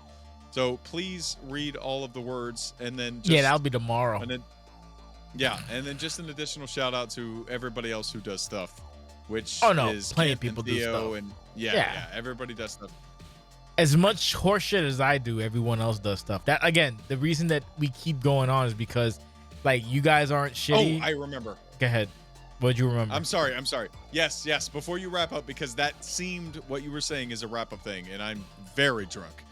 The other thing that I wanted to mention is that the Scumchester Wildcard Tag Team Tournament is officially up. So go to OCWFed.com. What the fuck? If we can get to 16, dude. there is a tag team, and the wheel will be involved. So What the fuck? shout out to Alistair Ross for that. It is a lot like the Super S Cup, but it is tag team based. So What the fuck are you talking about? Just a quick shout out to that. Jason Sensation doesn't know, and he'll know quickly. But No, I won't. the main What the fuck is happening? You'll see. But the main Stay tuned. But the main contribution is the most important, and that is where I will throw it back to Jay. What the fuck is happening? What are you talking about? What is there something Stay on the tuned. It is floor? the Alistair Ross Scumchester Tag Team Wildcard Isn't there Classic. a stupid Read the Scumchester words. fucking bullshit next week that's supposed to happen? Listen, We're gonna throw the wheel in. Oh my god. And 2K19 is ending with a wild card classic. No world champions. 2K19 is ending with fucking certified greatest because you told me to make a pay. It will. It will. Yes. It will. Yes. Yo, we're getting both. We're doing a fucking pay-per-view on March fucking 12th, like 3 weeks later after March this horse 12th. shit. I did all March this 12th, I did all this bullshit for fucking 3 weeks March 12th. to do another fucking pay-per-view like 3 weeks fucking later March on March 12th. Yes, March motherfucking 12th. Oh, you're doing it March 12th? Yeah, you motherfucker. Shit, I thought you were pushing it to the 19th. Why the fuck would I push March it to the 19th? Ain't nobody playing 2K to a 19 on March 19th. The certified greatness. Oh, okay, you motherfucker. So I'm gonna change it. I'm gonna change Oh, my god third damn it, point. I hate this place. I'm very drunk. My You're third point is Oh! now. Yes, but I can actually handle my liquor. Sorry, boss. Oh, if that's the The case, third you would know the point that I fucking wanted dates to because I change- showed you the dates and you fucking nodded your head and said okay for Calm the 12th. down, Jay. Yeah, but I- Why are you Yes, telling me but to I calm don't. down when he's out of pocket? God damn it, Rust. I hate this CQC We're connection. both out of pocket. Oh, I hate Listen, CQC. This is listen, bullshit. listen. Yes, you brought I in hate the this wrong place. motherfucker to support this whole I hate whole this thing. place. This French fuck will just March- run to your face. Yes, March Jake is correct. 12th. March 12th is certified greatness. Allegedly. And I have two requests for everybody. One, do your best work because we only have 3 TV shows. We have 2 Riots and 1 Turmoil leading up to that March 12th date. And the other request is to not tell RD Money because he's going to come in and March 15th or 16th and ask when the next certified greatness is because he's a do nothing. He's always been a do nothing. How dare you? And his entire You will his entire you're era- not doing his that. entire You're not era- doing that. His You're not doing entire that. era. His Listen. entire era was a stepping stone built by Jason Clinton's Listen. sensation, and he is too humble to accept the responsibility that was this 17-year Fed. Son of a bitch. I said what I said. You I said Mission what I Devil's said. This Night. if you That's said what you interesting. said, then you would understand that we fucking established that it was the 12th. I showed you in book and it was the 12th. And you're fucking saying the night. God damn it. JCS for life. Fuck the golden era. It's all about sensation. Motherfucker. I hate this place so much. And he's pretty. I am very pretty. He's so pretty. I'm so pretty. So yeah. Ambitions Devil's Night 26 February. that- 2 weeks. That's right. Yeah, February February 26th. 26th. We got so much content. Do you have? Are the matches done? Did they do the matches already or what? Do I have to book for you, Yeah. Brian? Like so. No, like, you don't have to book for me, bro. I Whoa, have. whoa, the whoa, deadline's bro! not Devil's up yet. Night is gone. We're done. We're fine. Oh, you're We're done. good. All right. Will you just trust me? Can No, you no, just it's trust it's me? God, fine. relax. Listen, before we go, I might be a junior staff member. But listen. trust No, me. don't even try to add. No, don't give yourself a title. Don't Listen. give yourself a title. Okay. He will fucking. So- he will kill you. So listen. I'm So this is the funny part. So you notice that I do Riot and Turmoil, right? I don't book those shows. I just do them. Like, so it's not out of the realm of reality for someone else to book your show and you just put it together. It's not about the glory. It's just about doing the fucking work, which it's not. It's a thankless job. So don't worry about booking that. is easy. Trust me. Yeah. Doing the work is hard. Yeah, no, it's like it's like oh, you don't have to book my show. It's like it's not even a bad thing if I book Devil's Night. It's not a big deal. It's like hey, No, I don't care. your show's I'm booked. just saying, No, like, I got you made a face. I saw you make a face. I'm always gonna make a face. I'm dramatic. Metaphysical. Like it's not a Yes. big deal. He's a man of entertainment. Yeah, so if I Like, book come the show, on. it's all I'm good. just Don't worry dramatic. about it. Like, but yeah, so No, Devil's Night. I have ideas. so it's Leave done? it alone. I got it. It's done. Yes. All right, yes. good. Okay, cool. So we'll have that in 2 weeks then. We're all good. So we'll have and you Devil's have Night. the cash grab. 2 weeks. Next, you have the cash grab this Oh week. shit! Yeah, the cash grab is. Dennis When is Millen's that? Is that Wrestling next week? Academy. God yes. damn it! There's so On the much. 19th. There's so much. I You hate got this Riot, place. yo. guys, you got same Riot day's elimination. 580. You got elimination chamber at noon, and then Yup. you can tune in to the cash grab at 3 p.m. And then Impact Wrestling's No Surrender is at 8 p.m. that night. What a fucking day for pro wrestling! We have so much wrestling content coming up. That's crazy. Hold up. So 2K19 might be ending, but we're going out with a hard bang. So 219 You is goddamn cash right. grab. 226 is Devil's Night. Yep. Devil's Night, and And 312 is certified greatness. I don't Wow. know when that I tag am- shit will happen, though, I so am. don't bring that I up. am. Yeah, I am I don't insane. know anything about that. I am insane. So we literally have a show next week, a show the week after. You got 2 shows next week. Wow. Wait, what's the second show? You ain't going another. You got you ain't Riot going in- and you got. Oh no, I don't count Riot. Riot's just. Oh, you don't You ain't count? go- Yeah, that's what I do. Oh, that's just You standard don't count. procedure. It's box Stop standard. it. It's box standard. Okay, that's fair. That's fair. That's fair. I respect Okay, it. so yeah, so we got Riot on the 18th. Yep. And then we got Turmoil on the 25th, and then we got Ambition on the 26th, and then we got Riot on the 4th. We got content on content on content. So How many much. fucking highlight reel feds are doing this, huh?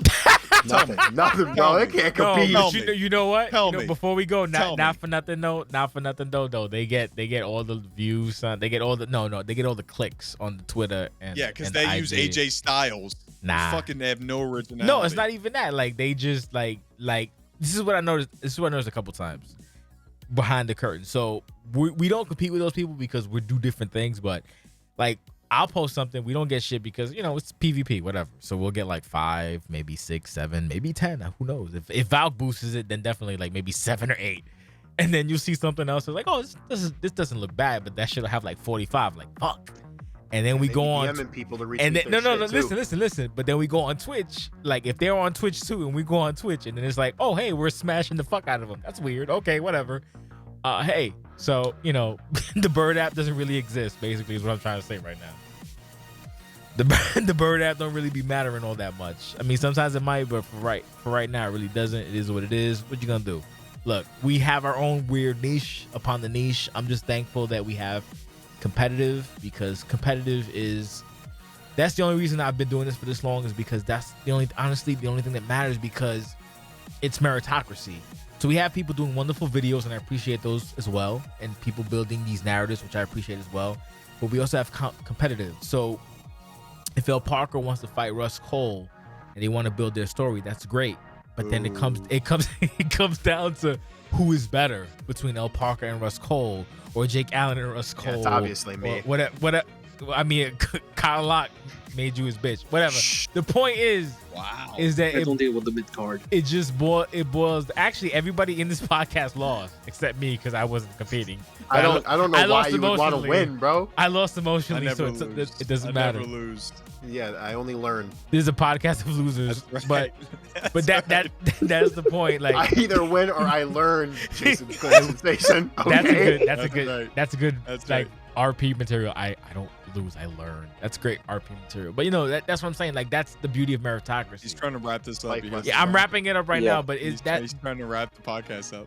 I don't like when you fucking do that and undermine. Stop undermining me. Can you That's stop fine. undermining me? I'm not trying to undermine you. I'm just too drunk. You're pretty. Yeah. You You're pretty. undermine me because I Both so appreciate pretty. the effort you put forth. If you were So a fucking pretty. You oh my undermine god, me. The prettiest. You undermine me first. So pretty. I don't undermine. I you love first. both of them. They're both so pretty. I don't undermine You you. undermine I me. don't Hey, guys, undermine Hey guys, you this at is all. a great podcast. Yo, this is beautiful. This is a great podcast. Did you Really don't get lovely. to fucking Lovely tell Is he us time. trying to, whoa! Is he And- trying to end this now? don't get And to No, I end don't this think shit. so, No, Brian. Listen, he wants to watch. He this thinks he's a fucking UFC. look. He You ain't thinks he's a special. junior staff member. You ain't shit, Yo, bro. he I asked know, about bro, it. I'm not Yo, shit. not for nothing. He asked me, Hey, can I hey, be hey. junior staff member? No, motherfucker. I never said that. I You never asked did. anything. I will. he never I asked. will. I said Never what I asked. was. I never asked to be one. Oh I'm my bouncing God. back and forth here. Oh my Who's All god, right. stop It's sounding gonna like be rookies, Jason's please. decision. Look. Shut up, Pierre. I will fucking bounce you from this bed quicker than I bounced you Right, from Mike, class I'm trying. 2021. So You with French that fuck. being Damn, said, with all son, the see you in arguments April. being said, we want to thank you all for showing up for this post-show podcast or shit.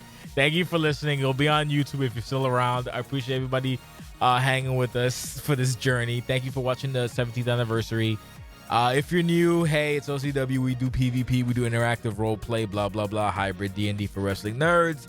This, that, and the third. We the hardest working son of a bitches, you ever gonna find. And that's the motherfucking bottom line, because JCS just said so. Thank you so much. Have a good night. Enjoy your evening. If you're Brian, enjoy your UFC.